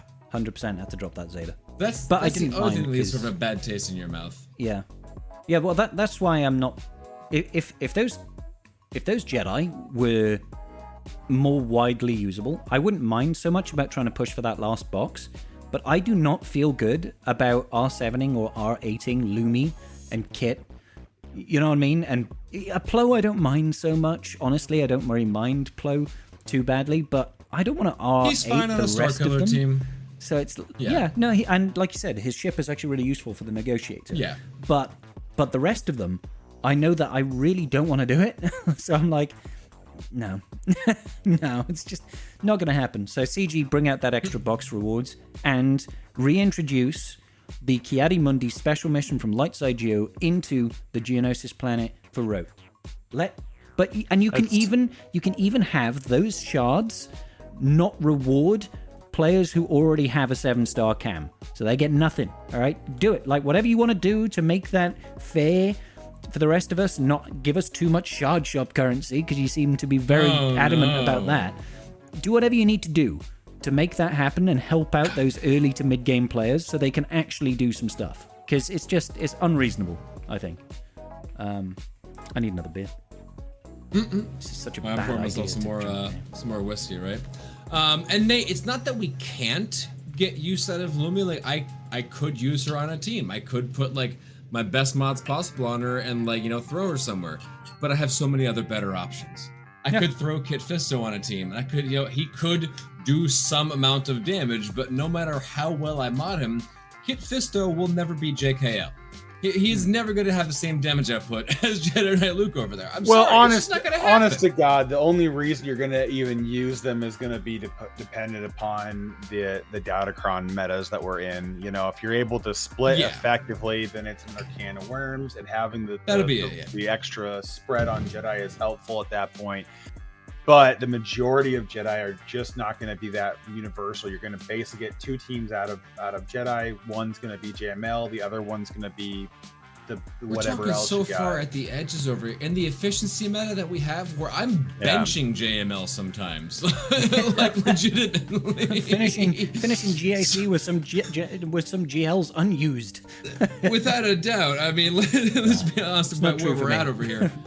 Again, we're a little bit more end game, so it's a little bit different, a different feel than most people are always talking about. But if I'm benching GLs, then what the fuck am I gonna use Luminara for? I'm sorry, it just you don't need to. It comes down to what the meta is. So unless they expand the GAC board, or they get really powerful Datacrons, or whatever else, there's just no reason to invest in that. And you can't invest into a character on the speculation that someday it might be worth something. Yeah, I take that approach to everything in this game. It's like don't invest in theoreticals, hypotheticals, maybes. I'm going to do this because they might release this, or the one that really annoys me, I'm not going to invest in this because they might release a Lightspeed bundle. I'm like, I mean, you could be waiting forever. Always invest in things that not in things that you think that might happen maybe. Because I heard people saying that for Maul and Sidious. They're like, I'm gonna not invest in them for this raid because there's gonna be a Lightspeed bundle coming out for them at the end of the year. It's like that just.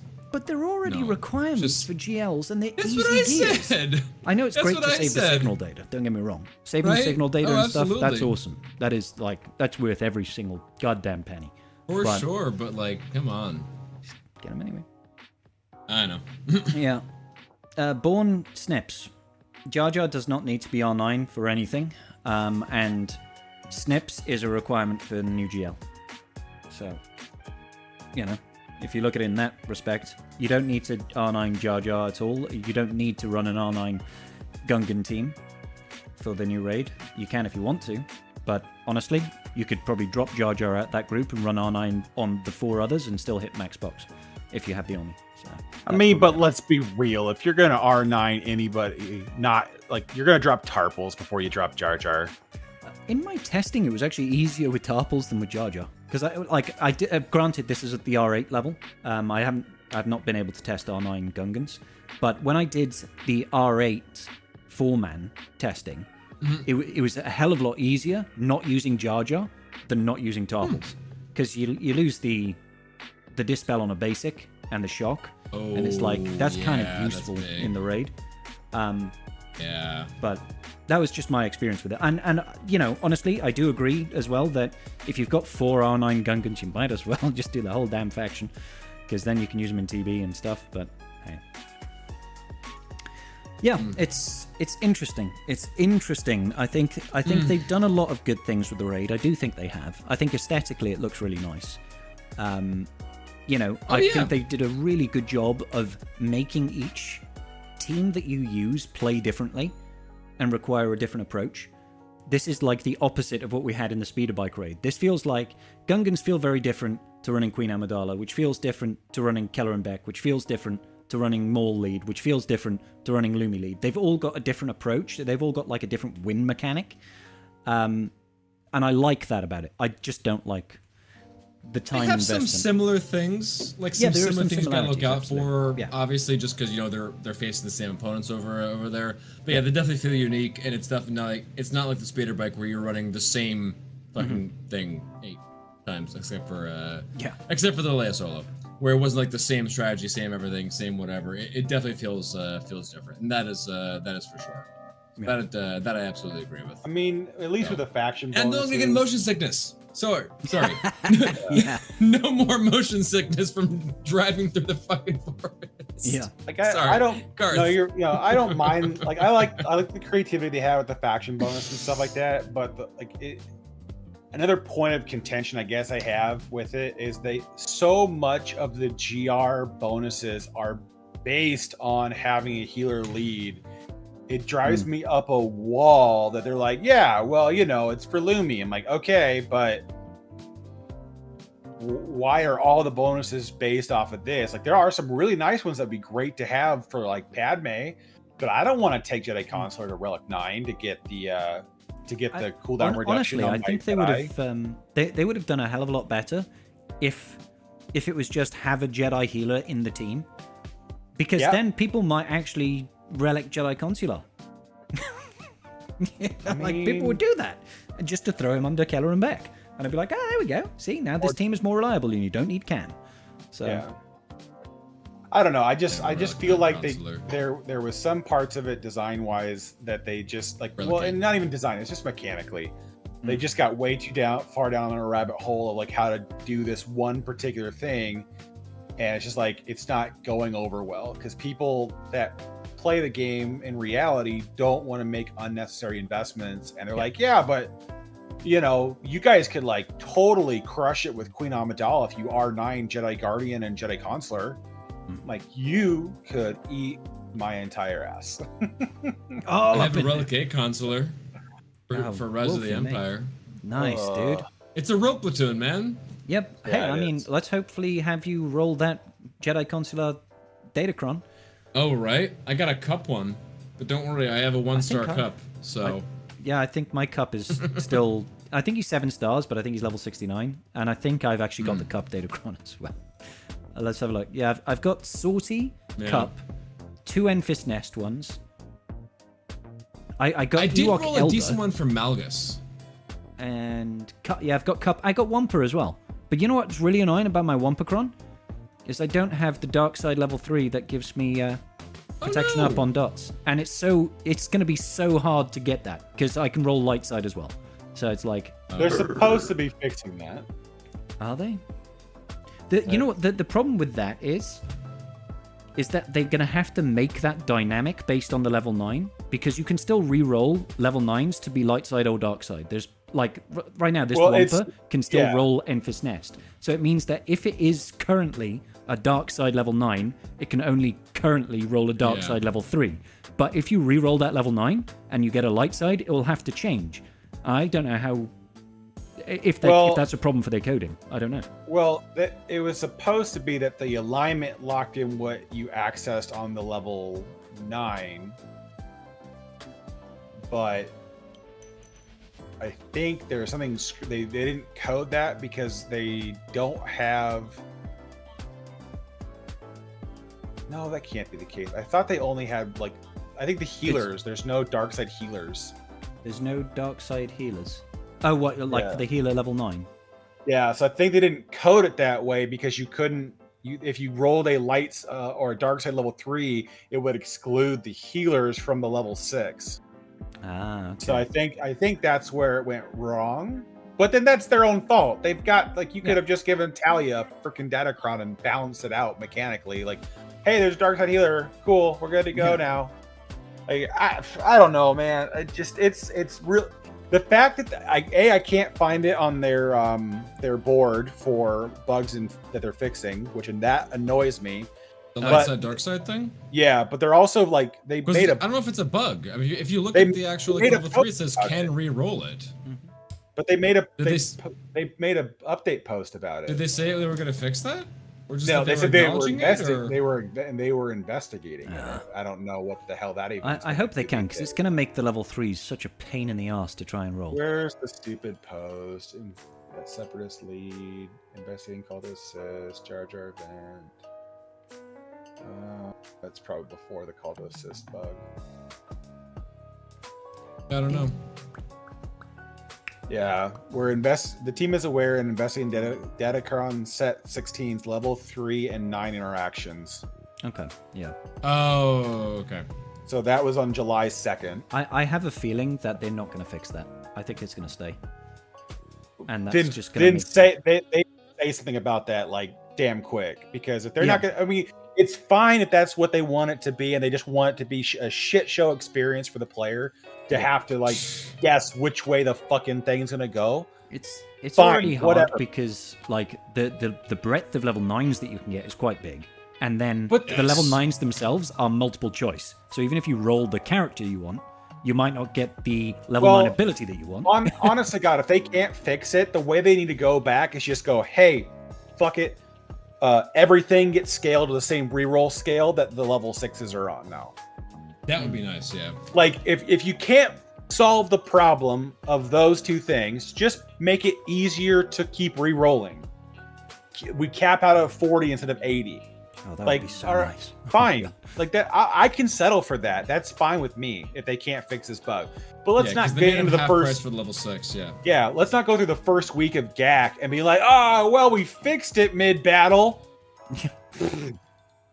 Like, thanks, guy. Yeah, like really? Appreciate Come on, you. like this is so stupid. Like I don't understand why it's taken this long to even get that out the door, or just to come up with a plan B. Like that's the part where I guess I'm a loss for, because it shouldn't be that hard to have been like, all right, we'll do a compromise and call it a day. Yeah, but yeah. I'm progressively just on tilt all day today because this raid drives me up. I was going to say, are you a little grouchy today, Carl? I am a little grouchy. You're getting just a wee bit. Yeah, I'm a little fired up about dumb stuff. A little bit frustrated. I mean, I'm just absolutely freaking exhausted from drinking all night yesterday and doing lots of traveling. So I'm just kind of the important things in the day. Yeah. So yeah, I think there is some fun stuff in this new Datacron set, but it's making me realize more and more how frustrating it is to try and get the Datacron you want. And I'm like, yes, I don't want to bang my head against the wall. I farm a lot of Datacrons naturally anyway. I don't want to have to spend more time re-rolling. That's not fun. That's not well, fun and especially when there's like you have entire pools you shouldn't have access to for re-rolls. You know, like I was talking with one of our guildmates earlier, and they're like, well, I've been trying to get rid of this stupid dark side level 3 on my light side tank cron, for Leia, and I can't get rid of the dark side stuff. Like every time it keeps rolling, I'm like, it's always dark side. Yeah, it's always dark side. I'm like, it's just how the cookie crumbles. There's now, instead of being 5 options, there are 10. Yeah, it's exactly. like you can't use half of them, and the game's gonna only gives you 2 at a time. So it's like if you keep just rolling double dark side. And I've done some re-rolling, and there's been times where I've re-rolled the level 6 trying to get the support one, and it's re-rolled the same the same 2 level 6 3 times in a row. It's just it's not even changed. I'm like, honest to God, this one I can pretty much outright say is heavily weighted away from the ones that are the giant blocks of text. Like, I have the Wampa one, but I have the Wampa one that does additional true damage based on potency rather than the recovery one. And I'm like, I want the recovery one. I don't feel like Wampa needs more damage. I think survivability is more important. But the recovery, I feel like, is a waste of your time too, because if you have the level 3, which I don't. Well, that's okay. Then that's the biggest thing. Level 3 is what really matters. Yeah, if you've got the level 3, then you wouldn't need to worry so much about the survivability, and the extra damage would be better for things like chewing through teams that have like reactionary protection up, like Sortie or whatever else. The health and protection recovery would be really useful against gas teams, I feel, but because getting that 25% protection, maybe stopping gas from hitting you for max health reduction would be really nice. But it's gonna be like once a turn, right? Like it doesn't fire off every time you counterattack. Well, exactly, but it's every turn. It's once every turn. So I mean, if all the clones are taking a turn and gas is at the end of that chain, let's say for example, you should go into gases, at least into one of gas's attacks with some protection. One would hope. Which means you don't lose max health, at least for one of the attacks, and that can make the difference between winning and losing. But alas, I've got potency. I think I might have got the double tap attacker level 6, but again, without that level 3, I don't trust it. The level 3 is everything for Wampa. Honestly, I've got the double that does tap more than level 6. anything else. It's got a decent amount. Well, and at the absolute worst of it too, though, is if you can't make it work, just roll up another Wampacron. Like it just use the attacker level. It's like a different team. Yeah. It's like low key annoying that that 000 is the level 9, because the attacker one will be so much more fun with BT1. Oh, tell me about it. Yeah. But at least Afra's also support. So when she does the 5 debuffs, she'll give BT1 50% crit damage. So that will be nice stacking up for sure. Yeah. What I do have is I do have an Ewok Elder level 9, which has got the healer level 6. Hey, so I'm like, hold on. Hey, you gonna slap that under Ray for kicks and giggles sake? I mean, I'm tempted. I'm tempted. But the honest to God, they're still gonna they're still gonna Malicos it. And the only way around that in my head is if you get like 400% defense, because it is much easier to get high defense numbers in this set than it is for them to have high armor pen. Well, I mean, what I will say is that Kron has 1 roll of defense, but it is a level 7 and it's 93.65%. So it was a pretty high roll of defense. So just keep re-rolling. That's all you got to do. Yeah, I mean it's got wail on reroll mats and then just get it all defense. It's got like about 35% max health, but the rest doesn't really help. It's got physical damage, it's got crit damage and special damage, and But right now, I'm not going to re-roll I'm not going to re-roll the level 8 because I'm not using level 3 re-roll mats right now. Hell no. Oh yeah, you got too many things to sort out, and the only way to get them presently is wailing on them, and they're the most expensive in the weekly store or the shipment store. Plus, I'm probably going to just cry right now anyway. So. Sounds like a healthier option. I actually need to farm more actual Datacrons because I've got 1, 2, 3, 4, 5, 6, 7, 8 Datacrons and they're all level 9. So I'd need actual more Datacrons now. Someone's slacking over there. I am slacking. Karth's like, I've got 17 level 9s and an additional 13 level 8s. No, what are you rocking? I'm at 15 level 9s, Holy and I'll moly. probably have well, no, I'm gonna stall out here. I don't have the data cache to keep pushing as aggressively. How about you, Wolfie? How many are you rocking? I have 6 level 9s and 12 Datacrons total. I was doing some refreshing on the level 1. And getting really, really shitty luck with Datacron drops. Or else I would probably be further along. Oh yeah. Oh yeah, the number of zeros I was getting per refresh was insane. But I got a couple crons. We're focusing on that a little bit. But we got a little bit of farming left to do. I got a couple ones. I got a Sabine one, which looks like fun. Oh, man, I want that Sabine one, dude. That Sabine one looks sick. It looks pretty fun. I got one which is going to be decent for a Malgus team. It's got the tank revive, the tank revive level 3, along with the bonus mechanics for tank with the protection and everything, with a bunch of special damage for DR and all that stuff. So it should be a fun one. So I got a couple things to start off with, but definitely nowhere close to enough. I don't really have a Wampacron set out yet. I gotta work on a Wampacron. There's a couple things that I gotta get figured out first. So definitely have some work to do. Yeah, same. Loads of work to do, in fact. But anyhow, I'm low-key interested in that Ewok Elder Cron. I want to find a place for that. I feel like that's got some legs to it. Oh man, Ewok Elder, fucking silly shit. There's so many random ass crons that just like, all right, why the hell not? Yeah. Crazy. I've got the Sortie Cron, but I never use Sortie, so it's like. I mean, it doesn't even do anything useful, does it? No, it's the damage reflection, which is trash anyway. I mean, it would have some use in like 3s where she's a much bigger target. But outside of that, no. And I've got the cup one, but my cup is like level 4, level 69. Yeah, so. The good cup level 9. I gotta reroll that cup one. I've got the one that shocks. I've got the big text. I assume that's a good one. I didn't reroll for it; just rolled naturally. Yeah, that's the good one. The one that shocks all enemies. Although realistically, I'm looking at like the cup thing and everything. So I don't have cup. But reroll can target Trip Zero, Watt, Nihilus, or Sortie.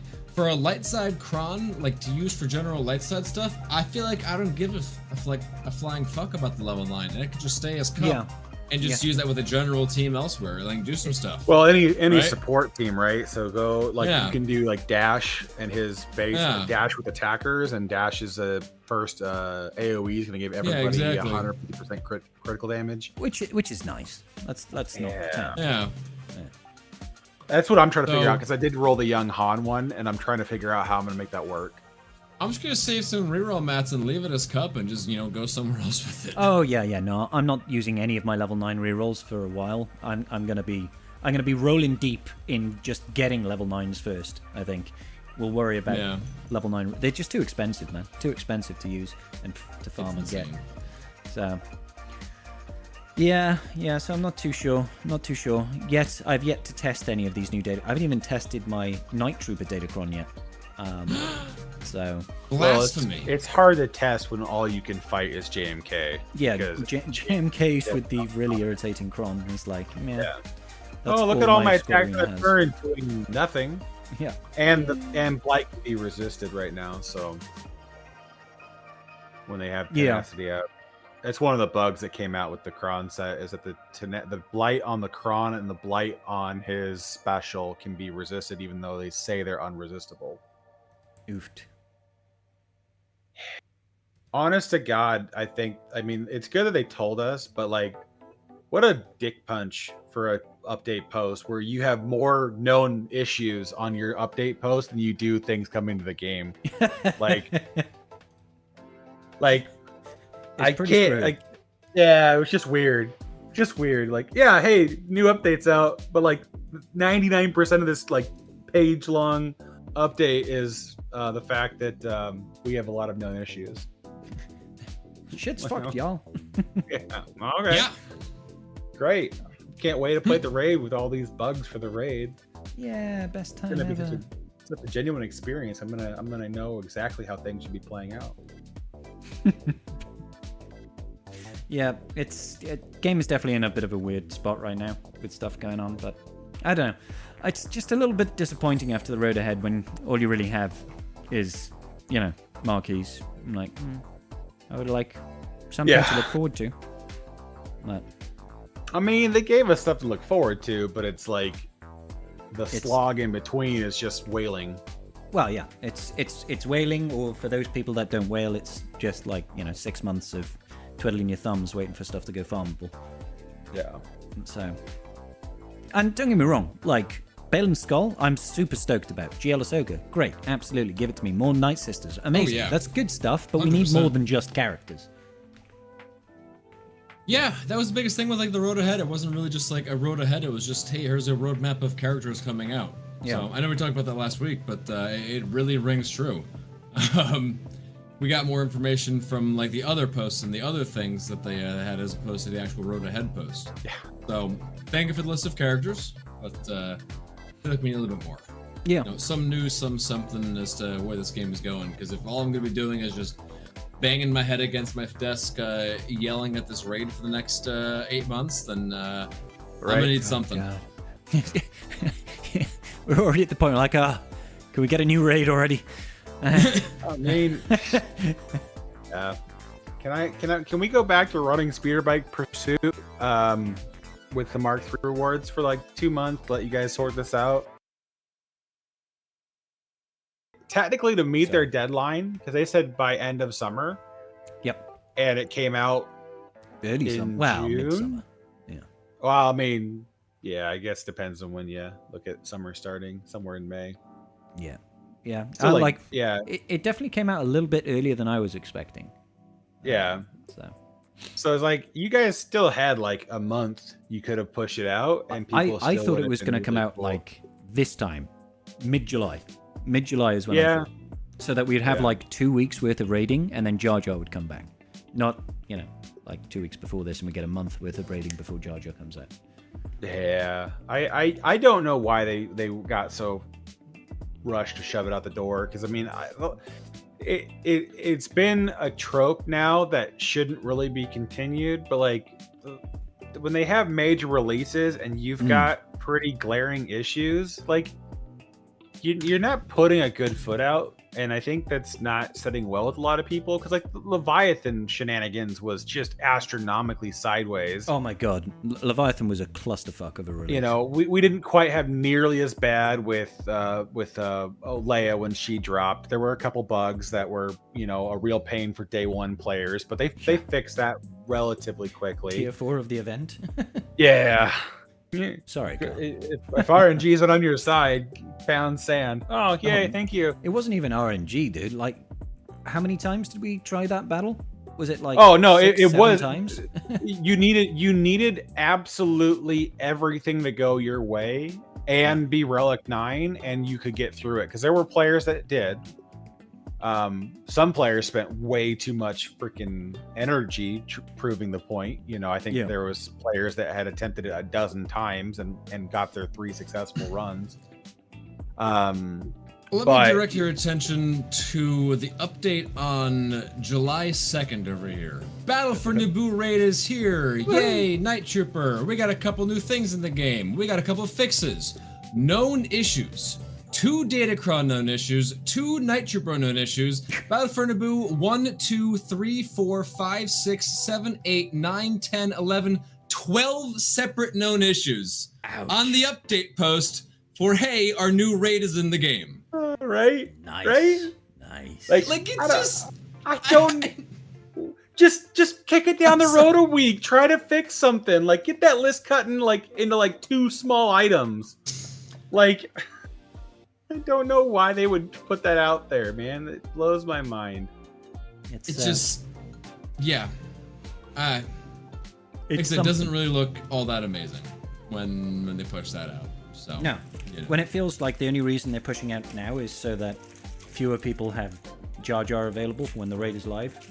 It's like, yep. Let's let people feel the pain, the crunch of not having stuff. Honest to God, I would rather, if they're gonna do raids like this, if it takes 10 Omicrons on a couple of teams just to put them on auto, fine, whatever, I'll do it. Yeah. I don't care if I can auto the team for Advocating max for more points. raid armies. I mean, if they're gonna do this kind of bullshit, though, like I just like, if you're gonna make the game mode like really not fun or interesting to play, like give me an alternative to get around it because I can. Like I would prefer if you didn't design it at all in that capacity, but you know, like I'm probably gonna like spend another like hour trying to get this stupid Padme run done on one of the accounts and then do it on the other one. It's just like, why do I have to play this much to get a good score? Why do you want me to dislike you? I mean, if you want me to quit spending, just keep doing shit like this. Just go, hey, Scribe, the keys are yours permanently. Have fun. Oh, I can see Meathead is typing in the chat. Oh God! He's like, whoa, God, whoa, hold on. Let's talk about this, buddy. Yeah, but I mean, it's just stupid. Like, it's not like I didn't mind investing into the speeder bike raid because it was an easy mechanic to exploit, but you're done in 30 minutes. Like this one, I'm lucky if I'm done in an hour. God, yeah. I mean, and I wish it was just, like, if it was just an hour, I'd be okay with it. If I could get everything done within a couple of attempts, I'd be fine with it. But... I mean, that's the thing, right? Because the attempts are like 7 to 10 minutes long. Granted, Gungans, you can just auto walk away. Because we're doing 5, even if we didn't fail a single attempt, you're still looking at basically an hour. Yep. In it like Stars Align scenario, it's basically an hour, 45 minutes minimum to an hour. If you have to restart any number of times for the Queen Amidala team, just the Queen Amidala, you're looking at the very least like hour and a half. And then if you just get a real bad string of luck, you could be there for so long, like Karth has experienced today. It's just, it's too much time. Too much time. That's, you know, and I don't think that it gets solved by taking 2 more additional Relic 9s for that Queen Amidala team. I don't think that's a solution. I think it's still going to be a pain in the ass. There are people who swear to God that if you just take R2D2 to Relic 9, it's fine. I don't think that's the case. And because I have it on the alternate account, because I had the droid brains kicking around, I decided to throw it on for shits and giggles sake. Okay. I found that it made it consistently perform worse. I don't know if my extra bonus turns. Or... Well, yeah, exactly. It's just more things to proc the bonus turn. Like that was the problem I was running into. It's like it's the mechanic I can't get around, and I don't know how more characters solve that problem. Yeah. But like, if they could at least get rid of the turn meter reconfiguration every round. Did you mod him for pure offense? Because that's probably how I would go. I'd just give him shit. I believe that's where he went. He's modded kind of how Mace is supposed to be, just high offense. Yeah. Just because, I mean, number crunch, more damage. Yeah. Damage is genuinely like king in this raid. It feels like if you can max out, apart from the B2 team, I guess, if you can max your offense as high as possible for everything, then you're genuinely going to be better off. But yeah, I mean, honest to God, if and he's gaining offense for each GR ally, so yay. Yeah. Honest to God, if they could give me an answer one way or the other on what's going on with the Padawan Obi-Wan unique, then I feel like that would be a much more consistent run because when you're counterattacking and one-shotting, well, because you're going to, they're going to critically hit Qui-Gon. He's going to give advantage. You're going to attack back. You're utilizing all that offense that you're sitting there instead of waiting for an AoE. Yeah. I feel like it's going to be more consistent because it doesn't matter. Oh, amazingly more consistent. If you get your buffs wiped, because you can just circle back, just use it next round. And like that's the one that I need an answer on. I think if that's fixed, I can deal with the rest of it. But the other things are just critiques on the performance of itself. I think there are just some things where it's like you add too much RNG to the game and it makes it unplayable if it constantly goes against the player. Yeah. And plus, people are going to come away with a bad taste in their mouth about the raid. And you don't want people to be pissed off with the raid because they're just going to hate it every time they play it. Yeah, you're already there. I mean, people are already upset. Spending 3-4 hours doing their raid attempts, and it's like you can remod and you'll get it perfect in one try. You're like, great, fantastic, this mod set works for me. And then the next raid, be there for 40 minutes trying to get the damn thing to work because Kit Fisto refuses to counterattack ever. You're just like, oh, well, this has been great. I love this mechanic. Yeah. Like, so I just don't like it when things are predicated on RNG. It's beautiful when it does happen, because when you get that Looney team and they all just counterattack, and it's just like you watch the entire squad's health just go. Yeah. It's fantastic. It's pretty amazing. Yeah, it feels good. But then when it doesn't happen, or it's like the very first thing is the commander takes a bonus turn and dispels all your buffs, you're just like, fuck's sake. God damn it, Leroy. Well, and the thing is too is like it's kind of a mechanic we didn't really interact with, let's be honest, in speeder bike raid, but I kind of appreciated at least the forethought was the jamming mechanic, where you could impact a future wave's reinforcement. Yeah. I kind of feel like that a little bit. I kind of feel like it would be nicer if we had a way to predict which one was coming. Because then you could kind of plan certain things around it. But again, it's one of those things that they just keep going through this RNG approach, and it makes it really unpalatable to play. And I mean, if we don't get some sort of resolution within the next month, you're probably gonna see a lot of the bigger players just say screw it, or you're gonna find people in the SWGoH community who are gonna make a good chunk of change, spending all their time raiding for other people. Oh my god. Yeah, I mean, we have it for Conquest already. Why not? Why not pay someone $50 for your raid? Scribble's raiding services is now open. What's a reasonable amount? $500 for me to spend half my day doing your goddamn raiding. $25 an hour. Pretty reasonable. Pretty reasonable. Yeah. $25 a run. Yeah, every failed run. That's not on me. Yeah. No. How many attempts do you want to pay for? It's like going to the and it'll be a case casino. of let me see your mods first, because right. Excuse me, because God. I can't work miracles if your modding is gone.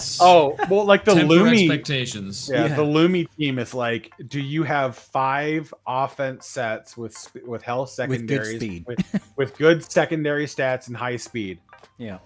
You're like, I'm so happy that I spent quite a lot of time farming offense sets and offense mods, because it makes such a huge difference. And that's another thing as well.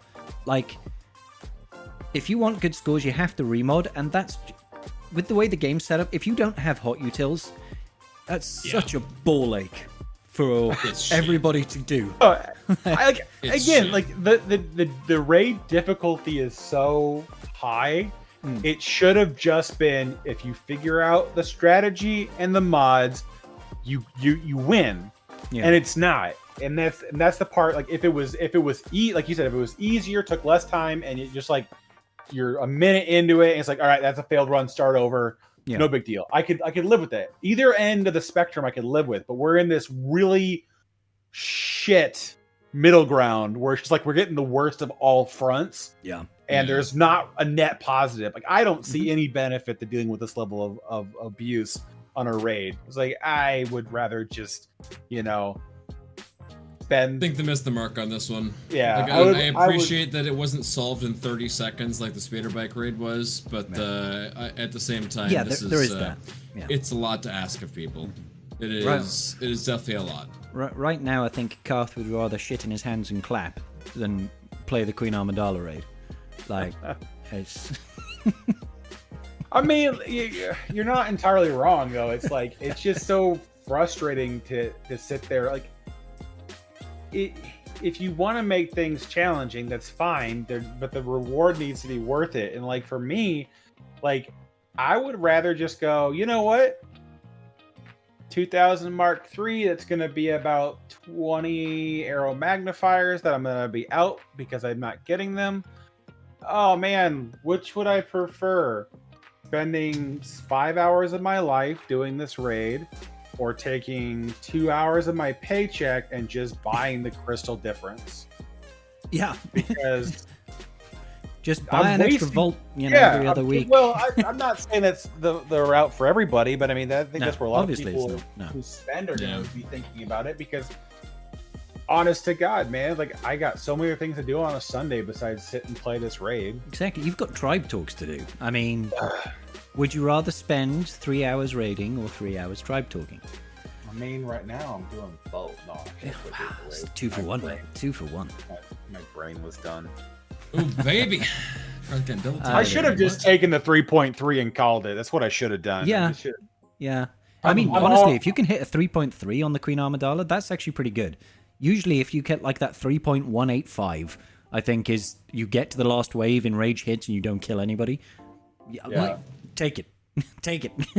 I should have, because I mean, I'm already at like 10.8. Well, there you go. Yeah. So I only need 2 million to. Yeah, I'm at 10.8. I only need 2 million to hit the personal track. So that might be where I was at. That's where I got with Lumi and Keller and Beck last week. I just stopped at the 2.4 or 2.3, whatever that like went through. Yeah, because I was just like, I'm done trying this RNG fest. I'm just like, I couldn't get it to work. It wasn't working for me. So I was like, nope, we're done. We've gone over what the guild needs out of me, and that's all I'm doing. That's where I'm at. Yeah, genuinely. Again, I mean, this comes full circle, but I kind of wish that they introduced the level 9 reward box that they were originally planning, just so that I could have an excuse to relic 9 more teams, and then hopefully make the raid less like putting needles in my eyes. If it does genuinely become easier to just have a bunch of relic 9 teams and be like, look at me getting 3.7. You're relic 9ing 25 characters, which is like more than double what the average roster has for relic 9 development. It's more relic 9s than I have in my account. I will give you the small caveat. Gungans and Queen Amidala's team, not a bad gig. Yeah, those ones are tolerable. Everything else is a complete crock of shit. Yeah, 100%. I will say on the other side, like comparing this to the crate raid, like Gungans, I think are the only team that are similar to the crate raid. Whereas you get them to the relic levels and they're pretty easy. You get the Omi, it's not as much of a problem. Think Tuskens, you hit the relic level, they were no problem. They were okay. For this one, you take the recommended team of the Queen Amidala and all that up to relic 9, and it's still a shit show. Yeah. Granted, you are 3-manning it, but it's still a shit show over there. All of the other teams, like the Separatist team at Relic 8 is decent, but all the Jedi teams, it seems like you really need to. It's not just the investment at that point. So, like with the crate raid, you were being rewarded for the investment by getting a pretty easy run. Yeah. And this one, you're not even getting rewarded for your investment getting an easy run. It's just like, hey, you get more points, so fucking remod and beat your head against the wall. Yeah. So this seems like, like you're saying, the worst of both worlds over here. I almost feel like a lot of this raid is like, if you do Relic 9, you can actually underman a lot of the teams, because it's like you can 4-man Gungans, you can 3-man Queen Amidala, you can 3-man Maul, Darth Maul. So it's like, that's 3 underman Relic 9 teams. Isn't that great? But then the rest of it is like, yeah, but do you want an R9 Lumi team? There's no way you can underman Lumi though. Like, no. I think you might be able to 4-man. People have shown me 4-mans at the Relic 7 for Lumi. you could see. I could see that one. Keller and Beck, I don't think you could though. I think he's too dependent on having more counter options. He just needs the damage more than any other team, because he doesn't benefit from the special modifiers as much, because you're not using a Jedi healer lead, and it feels like there's so much of the power is gated behind that. He needs just raw power from having Cam and the Jedi Council buff, and then stupid offense mods. I don't know. I don't see that one undermanning. But yeah, I don't either. I'm also just not fucking doing that, guys. I'm just not until they introduce a level 9 box that's actually going to be worth chasing. Or they put character shards on the personal tracker wars, and you get like 20 for maxing, and the max goes up by like another couple million. Then okay, I could see myself. What, you mean a doing. new character release? Yeah, they did like a character release. Yeah. And If there was a character release, no question. But they tied it to specifically the personal track, then I would see myself going harder on that. But outside of that, man, like, why would I do that? I don't know. Rocker and Kelleran does 4 mana R9. You throw him in with Queen Amidala, Power to Earn Overwhelm, Master Qui-Gon Jinn. Oh, perfect. Why didn't I think of that? Well, yeah. No, I May don't not be the sharpest tool in the shed, but I stuck my dick in the pencil sharpener, and here we be. Yeah.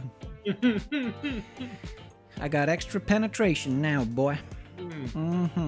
Yeah. Things are really coming to a point. Brings a whole new meaning to get the lead out. Yeah. Oh, damn. Damn, son. So yeah, I think overall, what would you like if you could quantify out of 10? What would you score this new raid? 10 being good, 1 being absolute dumpster fire.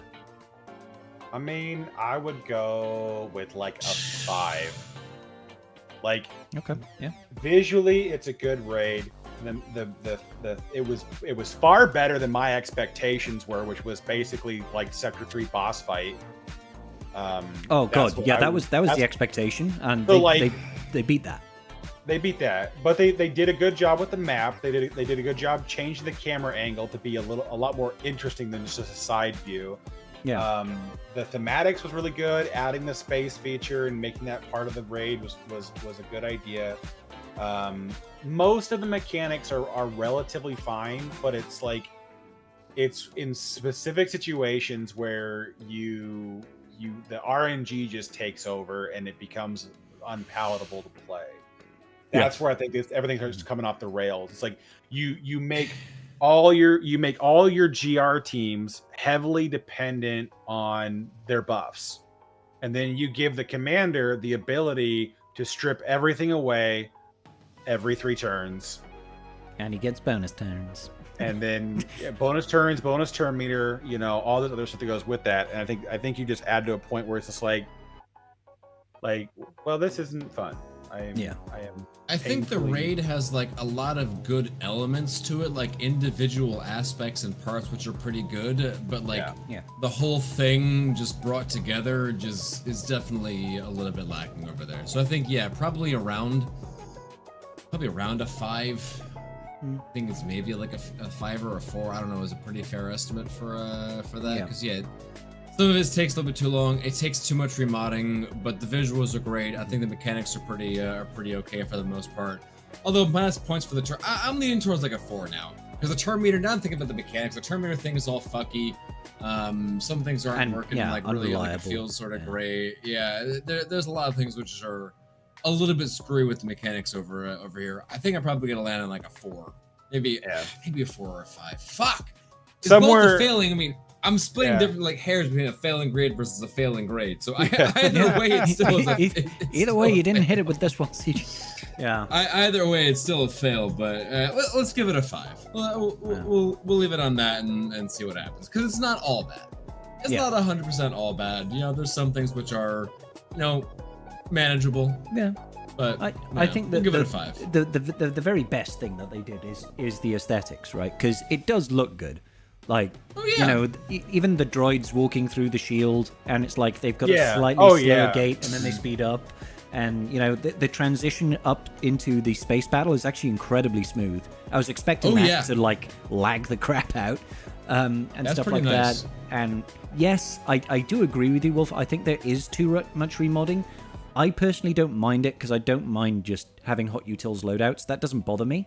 But I understand that the majority of the player base doesn't fucking use hot utils, and that's a real pain for them. That's a real pain. It's from a certain point of view, sort of. Think of the asinine statement where your number one advice for playing this game is to pay for a third-party subscription. I know. No, I completely understand. And I completely agree. It's like this hot utils shouldn't be a mandatory thing. It should be a nice quality of life thing. But it feels more and more like you get really punished if you don't have hot utils to help you out with remodding. if CG allowed you to save, batch loadouts, like a snapshot of your mods, save a loadout for a couple of characters, just like Hot Utils does with their modding. Yeah. If they had a feature like that, done, easy. Yeah. No fucking brainer. Awesome. This raid is no longer a bitch and a half. This is suddenly amazingly more manageable. Yes, great, cool. You can move some mods, save a snapshot, move things back. Awesome. No issues. How it is right now, saving individual loadouts with like a limit and everything on there. Yeah, I and think you have it's to a bit load them in untenable. one Now- character at a time. It's If you like, don't Now, have Hot granted, Utils, granted, And if you're near the max, you have to start selling shit to go and oh it's, god, no. yeah. the one positive thing that we haven't addressed yet today, and I'll push a little bit towards that direction now, Yeah. is we know that there is a title update coming next week. Yes. Yeah, that's a state of mind. And we know, for the most part, that a lot of it should be quality of life improvements plus a marquee. Yeah. Should be Morgan Elsbeth, So, right? I believe that would be the case. Well, yes. it would make sense if it was, because otherwise we wouldn't have seen that post in the data mines about, Morgan Elsbeth and her abilities, and, the confirmation that we need Relicate gas as a requirement for GL Ahsoka. Even though Yes, it's already those in the things. journey guide. Yes. Very good of them. Oh, yeah, that's kind of... It was So- very Very kind of. clarify that for us. Yes. Yeah. But Again. yeah, but I mean, like, that was actually interesting to me because some of the stuff that was data mined looked really interesting from what SWGoH pulled out of there. So I'm interested to see what it does. It looked like they're bringing in like the ability to confirm submitting for TW and GAC. So when you finish a battle, you yes, confirm that. They should definitely do that. Well, I think that's what's coming in this one. Oh, really? Oh, sorry. Yeah. Sorry, I thought So you were you- hypothesizing. Sorry. No, I believe that's one of the features that they're coming with, is that they're going to allow you. Basically, it's their way around not having an airplane mode on the PC app. How Is about there this just- for a wild idea? Why not mention that in the road ahead? Might make people a little bit happier. But I know it's a quality of life thing and it's not out yet. But maybe say, hey guys, you can now confirm your battles in GAC and Territory Wars. Save you preloading. That'd be nice. Wouldn't that be? Yeah. Wouldn't that be swell? I mean, Yeah. So and the thing is too is that when you forfeit if you have to forfeit in TB because you lose your buttons like on wave 2, Yeah. it will now count your progress for the first wave. I thought it It did always that did that. anyway. Yeah, it always did that. If you have to shut out, I've had to force close before. Yeah, you have so to- it still counted. it's done that since GOTV. At least well, I they just remember. have they have territory I've had to, loss like, button forfeit. when I was they have playing on my territory loss phone, button I, like, submit.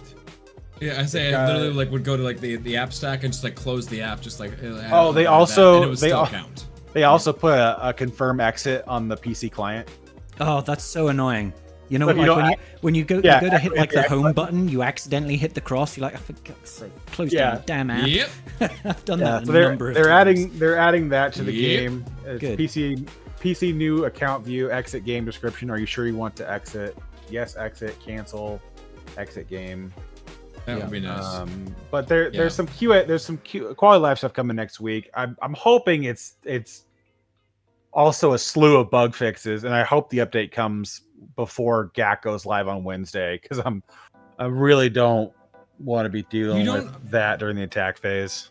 You don't enjoy when they do updates while we're like, Oh, yeah. while we're in the attack and It's- Scribe is sitting there like, Oh, I love would watching love to do Scribe my suffer. attacks right now. It's It's every fantastic. single time. It's like the scheduled update is 15 minutes after GAC goes live, and you're like, I mean, like, why? Why 15 minutes after the attack phase is live?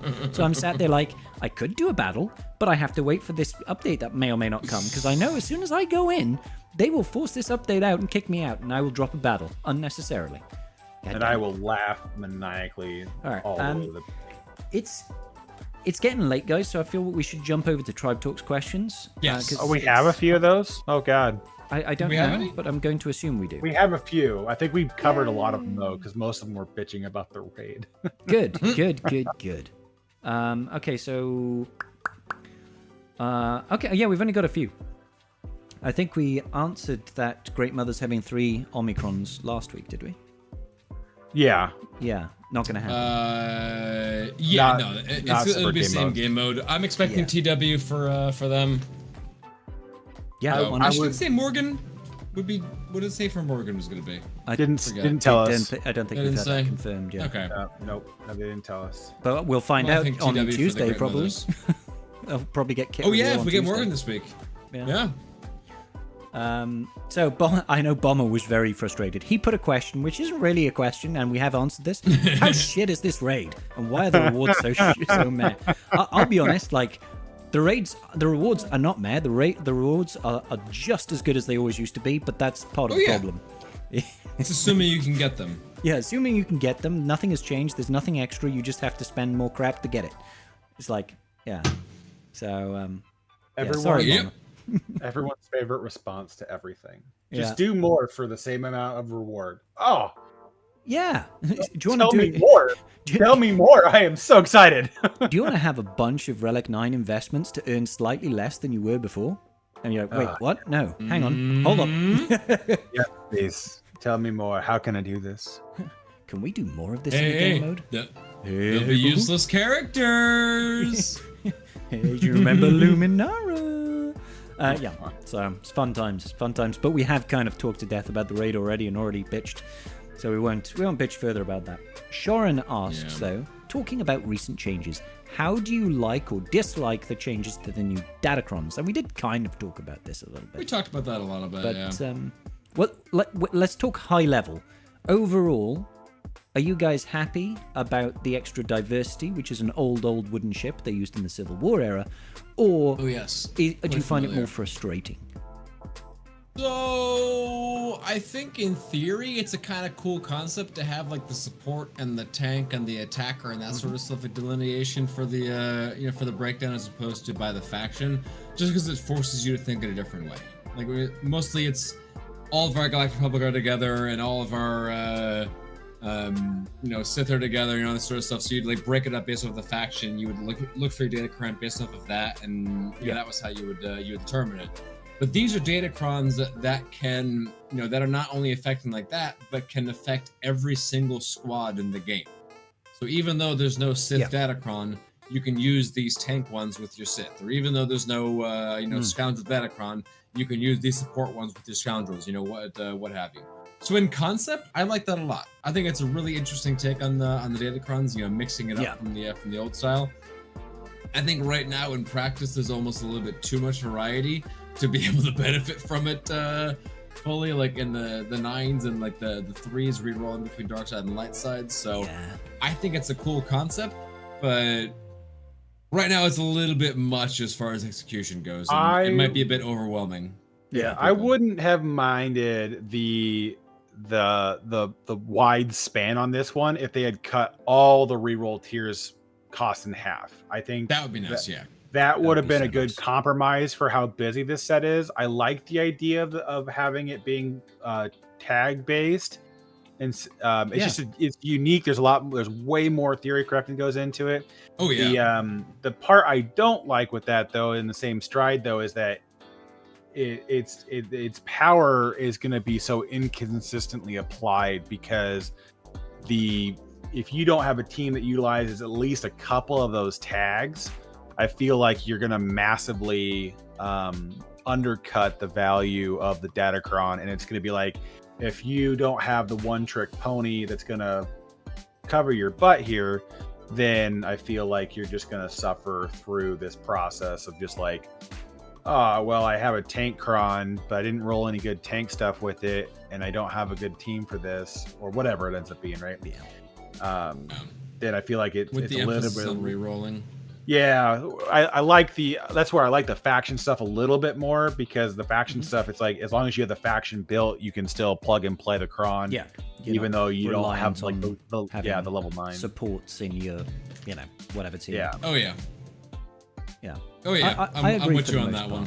Yeah. I think it's nice that they've tried to do something different, and it feels like, in particular with this set, they've tried to focus more on the kind of the fun and funky level 9s that you could get. By that I mean, when we look at things like the Sidious Cron, stuff that was a little bit out there, a little bit kooky, that uses lesser used characters rather than be like, oh, here's the brand new Conquest character has got a level 9 and the brand new Marquee faction is the thing. You know, they've instead gone for a broader stretch, and we've got stuff like Cup and Geo Soldier and Ewok Elder and Wampa.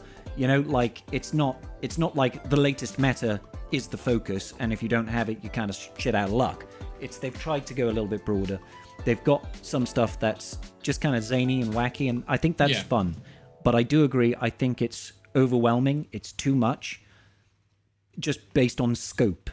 And nobody wants to bang their head against the wall re-rolling 1,000 times to get one Datacron to work. Or not even to work, but to be ideal.